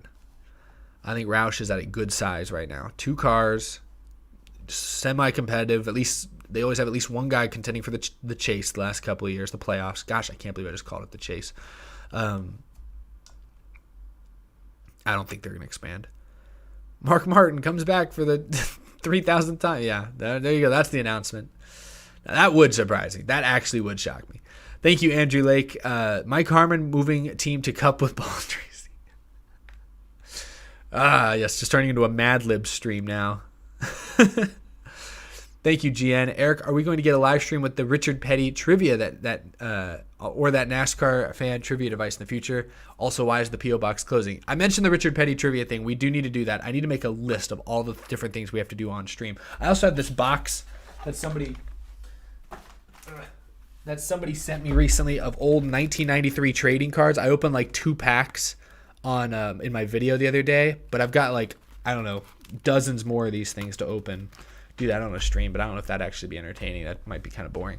But yes, I'm planning. Where's the trivia? I still got the trivia device. So lots of things to stream with. You guys have given me a lot of toys to play with and share with y'all. So we'll have to do that. Why is the P.O. Box closing? Because, well, not really for any like significant reason. When I opened it, it was, you had to set like a term, you had to, buy several months at a time, and this was just the set date because it was always going to be kind of a test run. I didn't want to commit to like a year of the P.O. Box in case it like just nobody really sent anything to it, or it was not really there was no content that could be made from it. So I set to just the few months or whatever it's been, and I'm not renewing it, not because it hasn't been fun. I think it's been really cool. I think quite honestly, because it's been kind of overwhelming. Like, I really do appreciate everyone who sent things to it. I did not expect nearly the kind of support for it that it got. Like when I had a P.O. Box 2 or 3 years ago, I opened it just as kind of a trial to see what would happen and see if it would make for some good videos. And, I probably would get like one thing in the mail a week. And, sometimes people sent really cool things. I was like, oh, this is fun to talk about and showing the videos and stuff. But, it was just not that much. But it was very manageable, But that was a couple years ago. I should have known, a couple years have passed. Channel's grown a lot. I should have known it would have been a lot bigger turnout. But like, P.O. Box will just be boxes and boxes and stuff. The amount of cardboard boxes I like have to throw away or put in the recycling every like few days in my kitchen is nuts. So I really do appreciate it. But I think it's gotten to a point where like I just don't know what to do with all the stuff. So I got to figure out kind of, I'd like to figure out some like ultimate thing I can do with the stuff people have sent, because they all have sent some really, really cool stuff. Like I did not expect that by any means. So I really do appreciate it. So, I just feel like it's at a manageable size at the moment, and I feel like it's a good time to sort of, shut it down for a little while, but we'll bring it back one of these days. I really do appreciate all of you who've sent letters, who've sent packages. Like, I really love reading the letters. I keep a lot of the letters actually in my in one of the other rooms over there. I've kept a lot of the letters because I don't know. It's just really, a lot of you guys are really, really nice. So I really do appreciate the kind words you get from you guys.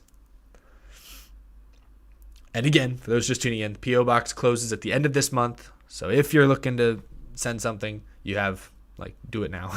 Like last call, you have probably just a few days. Thank you, Terry. I appreciate it. It's kind of funny to think that if a few things didn't happen, Brad could have been Carl Edwards' boss. I mean, that would have been, we're talking about a few things happening. There were a lot of, the two of them got into it repeatedly back in the day. But yeah, that could have been interesting. I wish Keselowski's truck team still existed. But, I think it'll be cool to see him kind of back in an ownership role at Roush. And hey, now, whenever Roush Racing has big reunions, Carl Edwards will be invited, and now Brad Keselowski will be there still. So they'll get together. Thank you, Camden Jester, for the $1.69 super chat. I appreciate that. Very, very nice.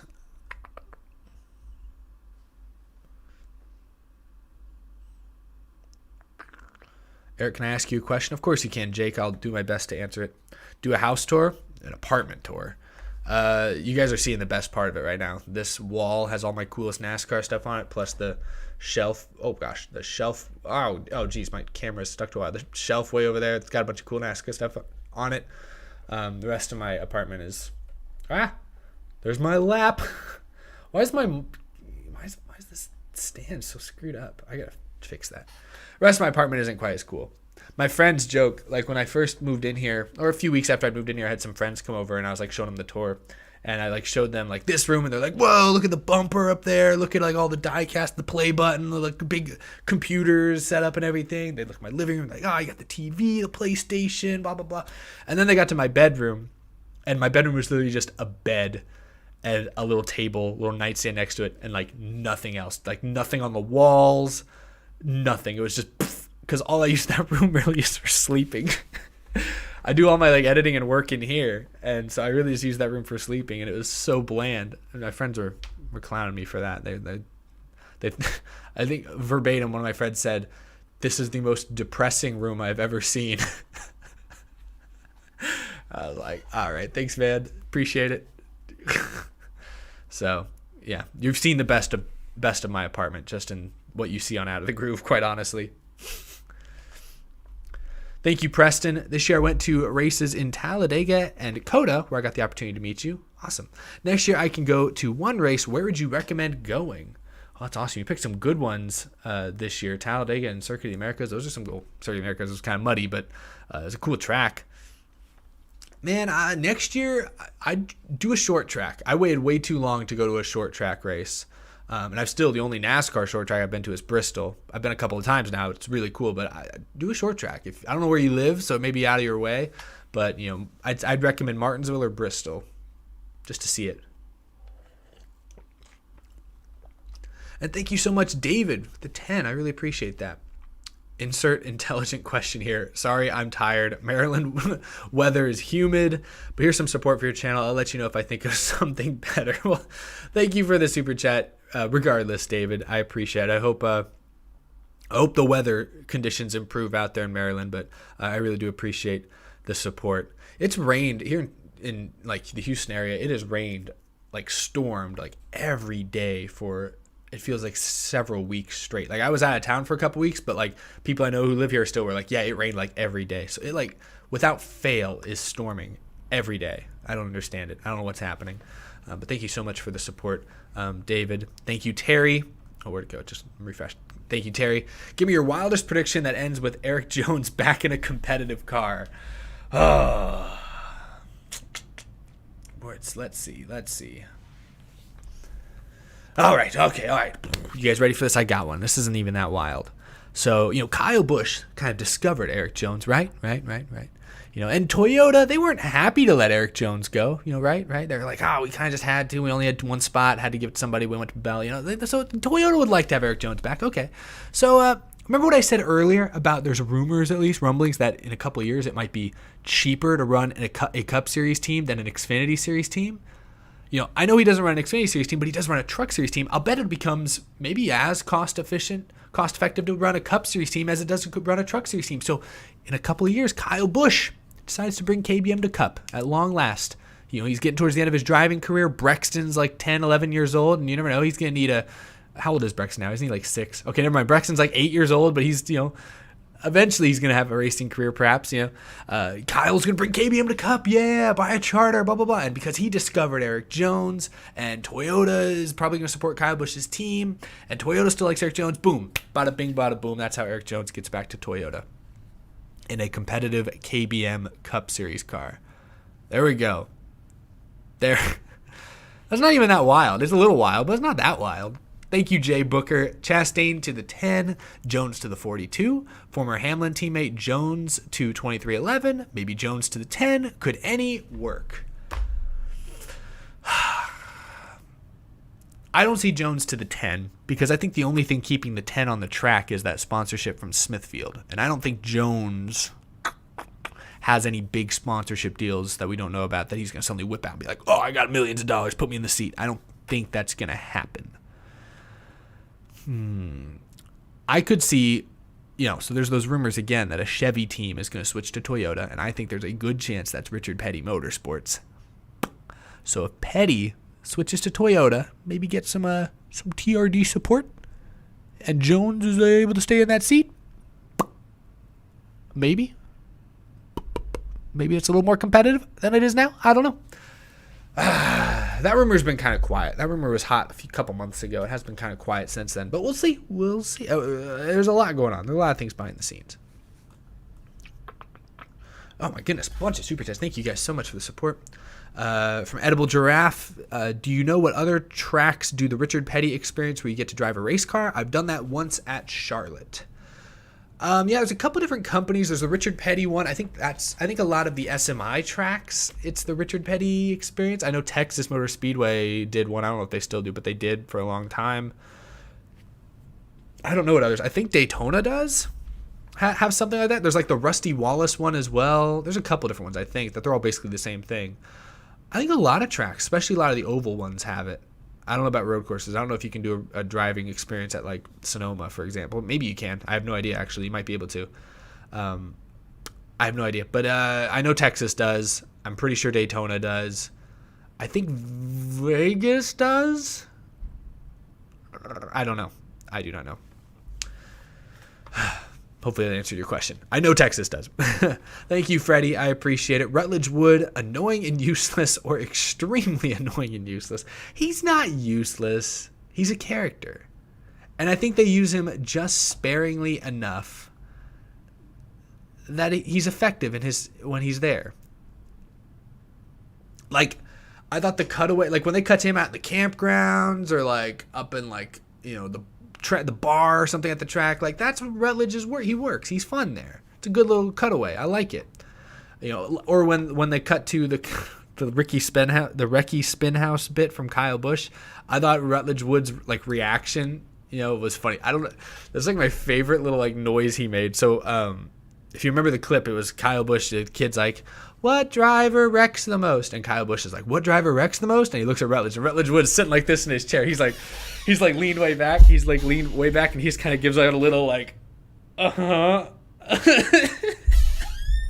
was the way he did that little that made me laugh because he had a smile like he knew where it was going, and I just thought that was so funny. I thought the delivery, the timing between Rutledge and Kyle Busch in that little 30-second bit was so. Yes, he can go too far. But I'm not anti-Rutledge. I am not anti-Rutledge. By any means.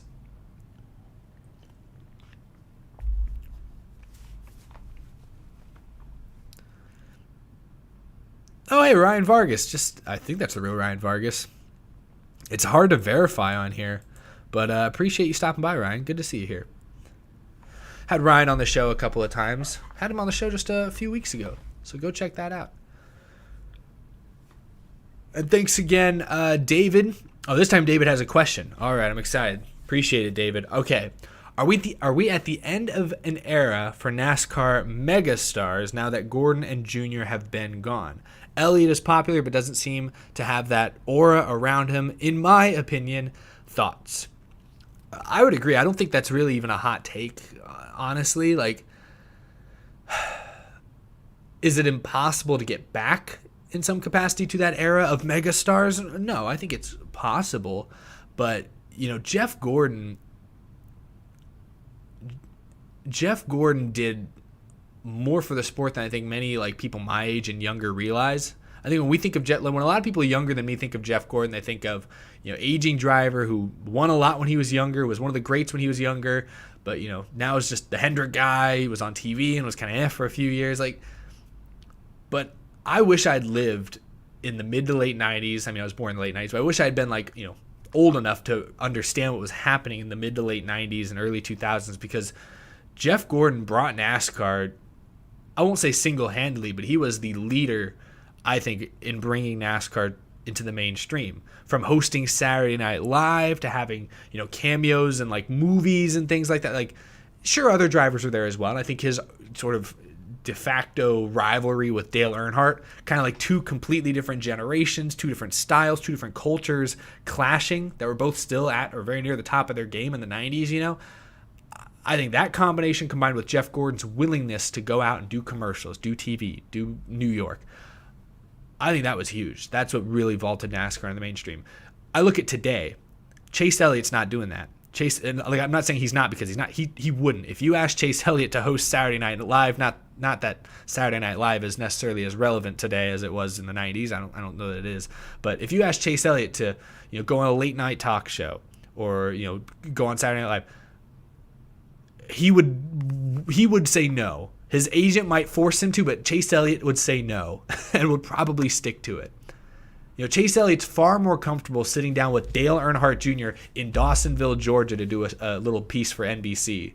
Like, that's where Chase Elliott, that's the extent with which Chase Elliott is comfortable being the face of NASCAR. So I'm with you. I don't think Chase Elliott, while he's a big star within the world of racing, I don't think he's ever going to take NASCAR mainstream. I think guys like Bubba Wallace have the notoriety. Like Bubba Wallace, for better or worse, became a household name last year, largely by situations beyond his control. And, he's clearly tried to do stuff with it. Like he's appearing in music videos. He's got that Netflix documentary being made about him. He's started a team with Michael Jordan and Denny Hamlin. I think Bubba Wallace has been effective in reaching the mainstream a little bit, but no, I wouldn't say any current NASCAR drivers are the same level of megastar that Jeff Gordon and Dale Earnhardt Jr. were. And maybe I don't think Tony Stewart's a megastar. I think Tony Stewart's a star, was definitely a star, but I don't know that I wouldn't put him in the same tier as Jeff Gordon. But no, thank you for the comment, David. Interesting conversation. Always interesting to discuss those types of things. Thank you, Flying Gator. Only thing keeping the 10 on track is the wall. I almost spilled my water. That's mean. That's just mean. I'm sorry. I fell behind Super Chat, so the chat already saw that one, but that's mean. That's funny. All right. Thank you, Hot. RPM would win more if they stopped manufacturer hopping. I mean, they've just always been looking for an alliance. They don't have the resources themselves to win races on their own. They got to find an alliance that works for them. So I think that's why they keep jumping around. I think if they end up with Toyota, though, and are actually getting some decent support from Toyota, that could be where the buck stops. Thank you, Terry. I appreciate it. Met Rutledge at the Atlanta airport. He was super cool. Ignored his wife/girlfriend's phone call so he could keep talking to us. I don't know why that's so funny to me, but that's cool. That's awesome that Rutledge is that focused, that like he cared that much about the fans and the experience. That's cool. That is funny. Yeah, I like Rutledge. Like I said, I think he's used the exact right amount by NBC. Thank you, DJ DJ Surface. I don't know how to say the name. I apologize, but thank you for the $10. I appreciate that. Player empowerment has been big in the sports world, but after Atlanta, drivers seem voiceless. Drivers are the attraction. Do you think we could see a driver empowerment movement in the near future? That's a good point. I think you're exactly right. I feel like NBA players have a lot of power, a lot of influence. NFL to some extent, MLB to some extent, but you're right. In other sports, for sure, the players seem to have a very loud voice. NASCAR, they have a voice. I mean, every member of the media had a microphone in every driver's face, and the drivers felt free to speak, for the most part, speak their mind. So I'd say the drivers have a voice. Now, is that voice being listened to is a whole different thing, and I think the answer to that is more often than not, no. They may be being listened to, but are their opinions being factored into the actual decision-making process? That seems to be a negative more often than not. I don't know what the drivers do going forward. They used to have a drivers' council that I think was organized by NASCAR and like had a lot of like veteran drivers mostly like represented in it. But I don't think that does not exist anymore. I don't remember when that sort of fizzled out. I think it fizzled out a couple years ago or a few years ago. I think it fizzled out around the time like Junior, Edwards, Kenseth kind of retired, Kenseth for the first time. But maybe they bring something like that back where there's more of like a scheduled, expected like line of dialogue between the drivers and the executives that's expected. Like, we know twice a month we're going to meet with the drivers' council. We're actually going to talk to them. Like, maybe that needs to exist because right now it sounds like it's kind of a free-for-all and, just people aren't really being heard at the end of the day. So I agree there's a problem. I don't know what the best solution is to it. I just think, as I said in my video this week, NASCAR, for their sake, should understand that the drivers are very influential. So if they're constantly talking about how bad the sport is or how they're not being listened to, that makes the whole series look bad, and that hurts fan morale. So NASCAR should change just for that reason alone. My goodness, this one slipped under my radar. Martini McFly with another fat 50. My goodness. Appreciate the support. We got some crazy super chats tonight, y'all. I'm blown away. Thank you guys so much. Thank you, Martini McFly. I like the name. Been lurking for a while. You're doing amazing things for the sport with your channel. Hope NASCAR notices. Thanks for the breath of fresh air. I appreciate that. Thank you so much for the kind words. No, that really does mean a lot. Sorry, I'm kind of speechless. Don't want to get emotional. But thank you so much. Yeah, I do what I can, I guess. I don't really know what to say. NASCAR has noticed. I'll say that. NASCAR has noticed what I and many others are doing across social media. And I'm thankful for that. But hopefully, we can partner more, independent creators' voices can be a little louder, and we can do even bigger and better things within the racing world and continue to promote stock car racing to wider audiences. That's really my goal.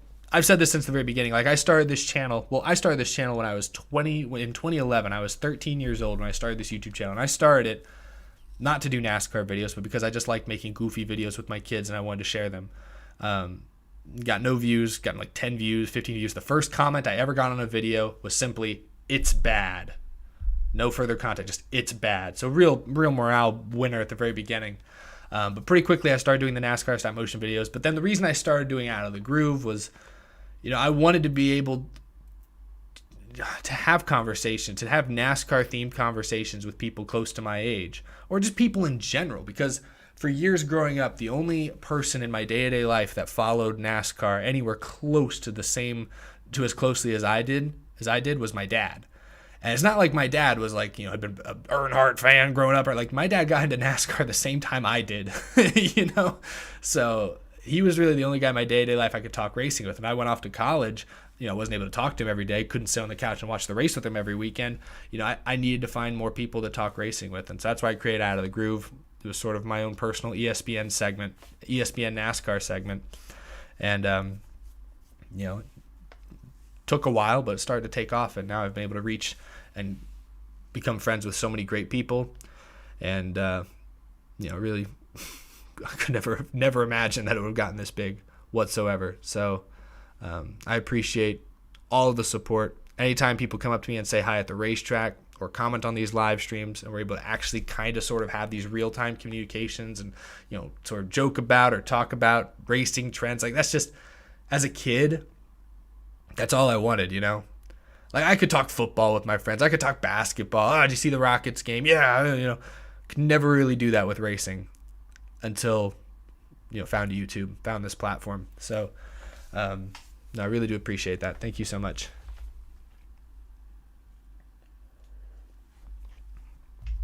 And thank you again, Bullet Train. He dropped a big one earlier. Thank you, Bullet Train, with the 20. Wow, my goodness. If Noah Gragson goes to Cup, which team do you think he should go to? Oh, man. Hey, GMS still hasn't revealed. They say they're going full-time Cup next year. They haven't said who their driver is. I don't think it'll be Gragson. Noah Gragson needs to win. He needs to win some races. He has water. What's in this water? He has 2 Xfinity wins. One was a super speedway, and the other one he kind of had to body slam his teammate at Bristol to get it. So I need to see more wins from Noah Gragson. I like Noah Gragson. He's a weird dude, but I'm rooting for him. I think he's good for the sport. I just wish he won more. I don't think – it sounds like he's still trying to make sure he has an Xfinity ride for next year at the very least. Maybe like Alfredo, he just kind of ends up in Cup because that's it. But I don't know. I don't know what's in Gregson's future.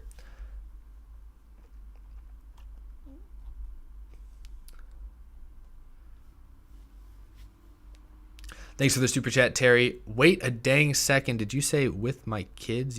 Did I say my kids? No, I don't have kids. I'm sorry. What did I say?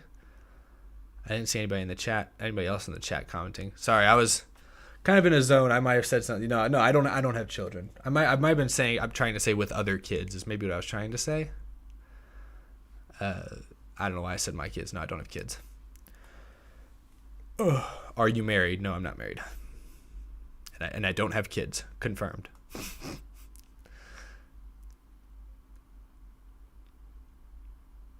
Thank you. Wait, did I miss one? Oh no, thank you, Matt. Appreciate Matt Drake. Met Rutt at the 2019 Rolex 24, raining crazy hard. We were undercover at the infield bar. Rutt was interviewing a Team Penske mechanic.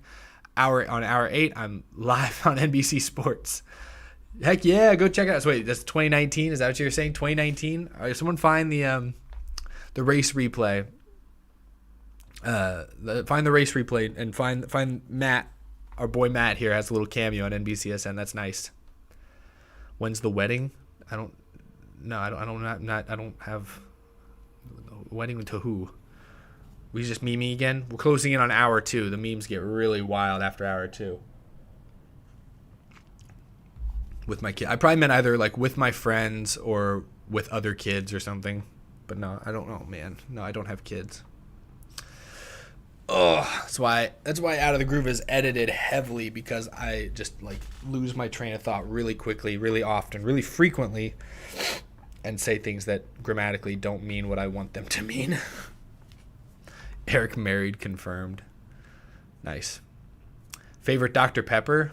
That's a random question. Just normal Dr. Pepper. The new Dr. Pepper Zero is actually pretty good. Yes, you spoke a typo there. Yeah, a verbal typo. God, Eric slipping. Yeah.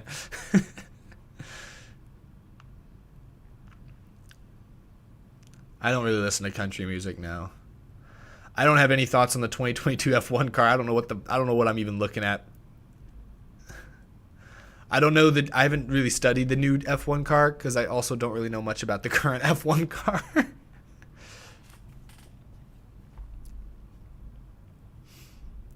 Where do you think Matty D will go? Somebody asked that earlier. I do not know. I really do not know. Where will Kurt and Ross go? I think Kurt goes to 2311. I think Chastain probably ends up with Ganassi, but that's not a guarantee. I don't know. Or I'm sorry, not Ganassi. Trackhouse, formerly known as Ganassi. That's what I meant.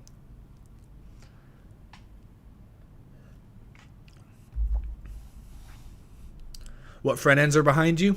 Matt Kenseth 2018 Wyndham Rewards number 6. That's off a show car. And then this is Ricky Stenhouse's 2021 Sunny D Chevrolet that he spun out in at Sonoma a couple months ago.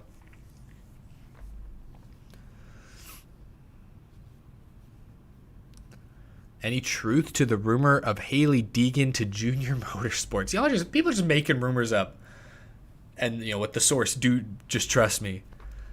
Like, I've not heard that rumor. That would be shocking, given that she, it was kind of a big deal a year or two ago when Ford announced that, she was like joining their development system. So I don't think there's truth to that one. Thank you, Freddie. I appreciate it. Who presently driving will have the best career after NASCAR? For instance, you point out Chase is not the type to do SNL when he retires. Who would be? I feel like there's like 2 different questions in there. Maybe I'm mixed up. Well, okay. What driver in NASCAR today would be the quickest or the most natural when it comes to jumping in front of massive audiences? I think Bubba Wallace has gotten and will get some of those opportunities. So I think Bubba Wallace is one. I thought Kyle Busch, when he was on the I Am Athlete podcast with like Brandon Marshall and I forget everyone else on that show. A couple months back, Kyle Busch was really fun to listen to in that. So he's kind of a goofy dude, but Kyle Busch is pretty natural in that respect. I think Denny Hamlin has been pretty good at it and could continue to be. I think a lot of the young guys in NASCAR are kind of bashful. Chase Elliott, just gonna keep my head down. Ryan Blaney, just gonna keep my head down and date like Hooters models or whatever. No, which one's dating a Hooters model? Is it Blaney? Oh, I'm just dating a Hooters model, a supermodel. No big deal. William Byron. Oh, I'm just William Byron, gonna play on my computer. There's not that many like young up and coming drivers that are like, excited about being in front of the camera. Alex Bowman, I'm just gonna post Instagram posts about my dog and that's it. That's it. So Haley Deegan, honestly, is probably the best. Ty Gibbs, maybe. Maybe Ty Gibbs. We'll see. Thank you, Terry. Cody Ware to the 4. Harvick retires. Confirmed. Inside information. Hashtag trust me. I trust you, Terry. That sounds can't miss. Foolproof. Thank you, Hot. Any truth to the rumor that DEI comes back with Paul Menard and Dale Jr.? Hey, like I said, nothing would surprise me. No, it's I don't think there's any truth to that one. I love whenever we see people. I think today I saw it was Dawson Cram. People that use Dale Earnhardt's old private jet or DEI's old jet. It's like black and got like a red stripe or whatever. You know, it's still around, and like teams will still use it to like fly to places. And I often see like someone I know got to fly on it. Like it's still in action, and it's just like DEI still taken to the skies, you know. Eric Jones has the best Instagram dog. I agree. So Eric Jones is another one. Oh, I'm just gonna hang out on the farm and talk about my German Shepherd, Ben White starting his own cup team. Hey, he has enough sheet metal to build the bodies, although now they're going to be made out of something completely different, so never mind. Any truth to the rumor that Brad is secretly a Hooters model? Oh, man. That would be something. No, I'm not telling you my phone number. Thank you, Preston. Do you think SRX might have a race in Texas next year, maybe at Cotton Bowl or Devil's Bowl? Cotton Bowl's not big enough, but maybe Devil's Bowl, maybe, if they're going to do dirt. But they'll do Eldora for sure because Tony owns the place. Maybe? Yeah, are there any other, like, there's no other, like, obvious short tracks really in Texas to pick from, so I don't know. I think they'll stick with the Midwest, though. That's what they've done this year. They'll probably stick with mainly the Midwest. Thank you, Chuck. Appreciate the super chat. What will teams do with current cars next year? I think they'll probably, some ways will be, once again, sort of redistributed back down to ARCA teams and things like that. I think they'll keep some of them around because you never know. There's still some rumors out there that they might run like the Gen 6 cars at like Bristol Dirt. I feel like that rumor's been out there for a long time, and I don't know how true it is. But there's, possibility that, they'll just say, hey, we don't want to tear up a bunch of new next-gen cars on dirt, so we'll run the Gen 6 for that race, So they'll probably keep some around for a while. But eventually they'll, turn to show cars, be sold to ARCA teams.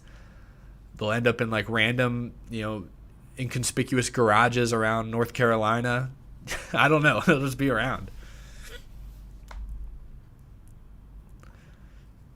SRX needs to be at Bowman Gray. I'd love to see that. That would be cool. John West Townley's dad starting a Zaxby's Cup team. Oh, God. Oh, jeez. Oh, gosh. Oh, jeez. Yeah, when will? Good question, BK6. I like that. I don't know if that's intentional, but you already got Brad Keselowski 6 as your name. Is that what that stands for? That's pretty amazing if that's the case. Either way. Yeah, when will the 2022 schedule be released? Like I understood last year, them waiting so long to release it because COVID was still running rampant. There was still a lot of unpredictability there. There was promises of a big schedule overhaul that needed to be delivered on. But this year, going into next year, it's like the big changes are the next gen car. The schedule can look almost identical next year compared to this year, and nobody's really gonna I don't think anyone's gonna be that upset. Everyone will be kind of like, okay, we get it. I think they're still working, trying to figure out if a street course is doable next year. I think they're probably trying to see if they can go to Canada next year. I don't know what the deal is there. We'll see, but hopefully it comes out pretty soon. Hopefully it comes out by the end of the summer or very early fall because it really helps teams and sponsors plan if the sooner that stuff gets known. Thank you, Cantare, however you say your name. I apologize, but thank you for the super chat. Eric, what are your favorite NASCAR models? Like make and model, like the NASCAR, the Ford Mustang. Is that what you mean? Or do you mean like we were joking earlier about Blaney, I think, dating a supermodel? Like, I don't know of any NASCAR models. What drivers would be the best models?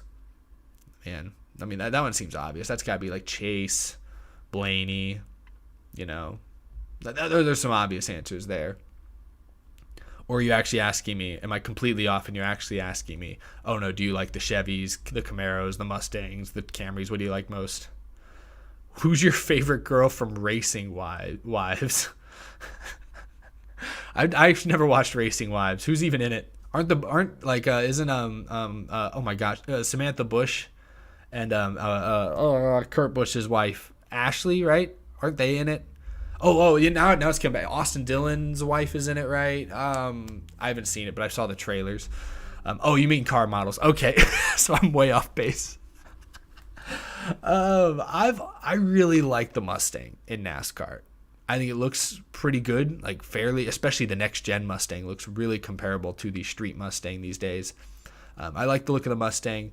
I know for sure I didn't like the Chevy SS. What even was that? What was the deal with that? I don't know what that was about. So I'd probably say the Ford Mustang if I had to guess. If I had to pick one that exists today. The Supra is cool, but it doesn't look cool in Xfinity. Like if the actual Toyota Supra, if you saw it on the street, pretty cool looking car. Heck yeah. I'm sure it would look better on the Cup cars, but it doesn't look good on Xfinity cars. It doesn't look bad. It just is kind of weird looking. Thank you, Chad. I appreciate the super chat. Could Matty D replace Almirola or possibly drop and bounce out Michael Annett? Also, what does John Hunter Nemechek do next year? I don't know what happens to John Hunter. I guess he stays in trucks. I don't think there'll be a spot in Xfinity for him unless they boot Daniel Hemrick. But I think Hemrick brings some funding, so I don't know that they're going to do that. As far as Matt DiBenedetto, the problem with DiBenedetto is he does not have sponsorship. He does not bring any additional funding. Eric Almirola probably will with Smithfield, and Michael Annett seems to have funding through the Pilot Flying J deal, whatever that is. I don't know the story there. So if you're going to kick either of those guys out, you got to be bringing some funding. I think Matt DiBenedetto is at least as good, if not better, as a driver than both of those guys you named, but they have money. He has no money. If he even had a little bit of money, we could maybe be a different conversation, but he has no money. As far as I can tell, he has no money. Which sucks. Thank you, Bullet Train. Very generous tonight. Really do appreciate the super chats. Which racetrack should the All-Star race take place at next year? Man, I don't know. Just bring it back to Charlotte. Honestly, I think just simplify the whole thing. We've been duped the last couple years. They put it at Bristol midweek. They put lights on the cars, move the numbers around. They're like, oh, it's an all-star race at Bristol. What could be better? And the race was just kind of It was all right. It was fine. It was decent, but yeah. And then this year, they're like, oh, we're going to Texas. I know Texas isn't that exciting, but we're going to mess with the format like a ton. Oh, my gosh, it's amazing. And then again, it was fine. It's okay. It's decent. I just go back to the basics. Right at Charlotte the week before the Coke 600. At least then expectations, people will know what to expect going in and can kind of base off that. That's my take there. Easy on the teams as well. Not as far to travel. I don't know.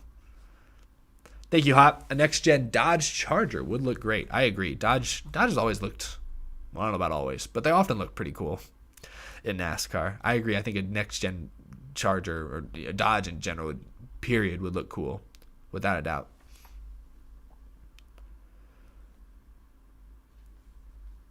You're going to be at Indianapolis? Sweet. I hope I see you there as well, AP.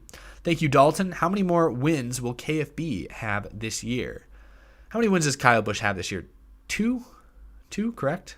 Not counting the Busch Clash. I think he wins 2 races this year. 2 more. I think he'll win 4 total. Considering he only won 1 last year, that's a pretty big jump, but I think he wins 2 more this year. They just seem to have good speed. He might win more than 2, quite honestly, because I think Hendrick maybe has slipped just a tad. I think NASCAR cracked down on what they were doing, especially in the front of the cars, to help them turn a little bit. And I think that's going to allow. I think that's allowed some guys to catch up. And I think Kyle Busch. I'll stick with 2. I'm lowballing it a little bit right now, but I could see him winning 3 or 4. But I'll stick with 2. Thank you, Terry. In your opinion, who is the most underrated driver in all of NASCAR? I think Justin Haley. Justin Haley is pretty solid. I will agree with you there. Justin Haley is solid. I do think he does. I do think he flies under the radar. I often say Brett Moffitt when asked this question, although this year Brett Moffitt has been a little harder to predict. Can I look up his stats? I don't really know what I'm looking for here. I still think Brett Moffitt is underrated, but I feel like this year he's not been as good as usual, if that makes any sense. He only has 6 top 10s this year in 18 Xfinity races. I know he's in a Mlech car. He's in a 20th place car. But, you know, what did he do last year? Because he was in that same car last year. Last year he had, well, I guess last year he only had 7 top 10s in that car. Well, never mind. Statistically, he's been better in Xfinity this year than he was last year. Then never mind. I guess it's just optically. I haven't paid that close of attention. I should be paying closer attention to him. I think Brett Moffitt. I'll stick with Brett Moffitt.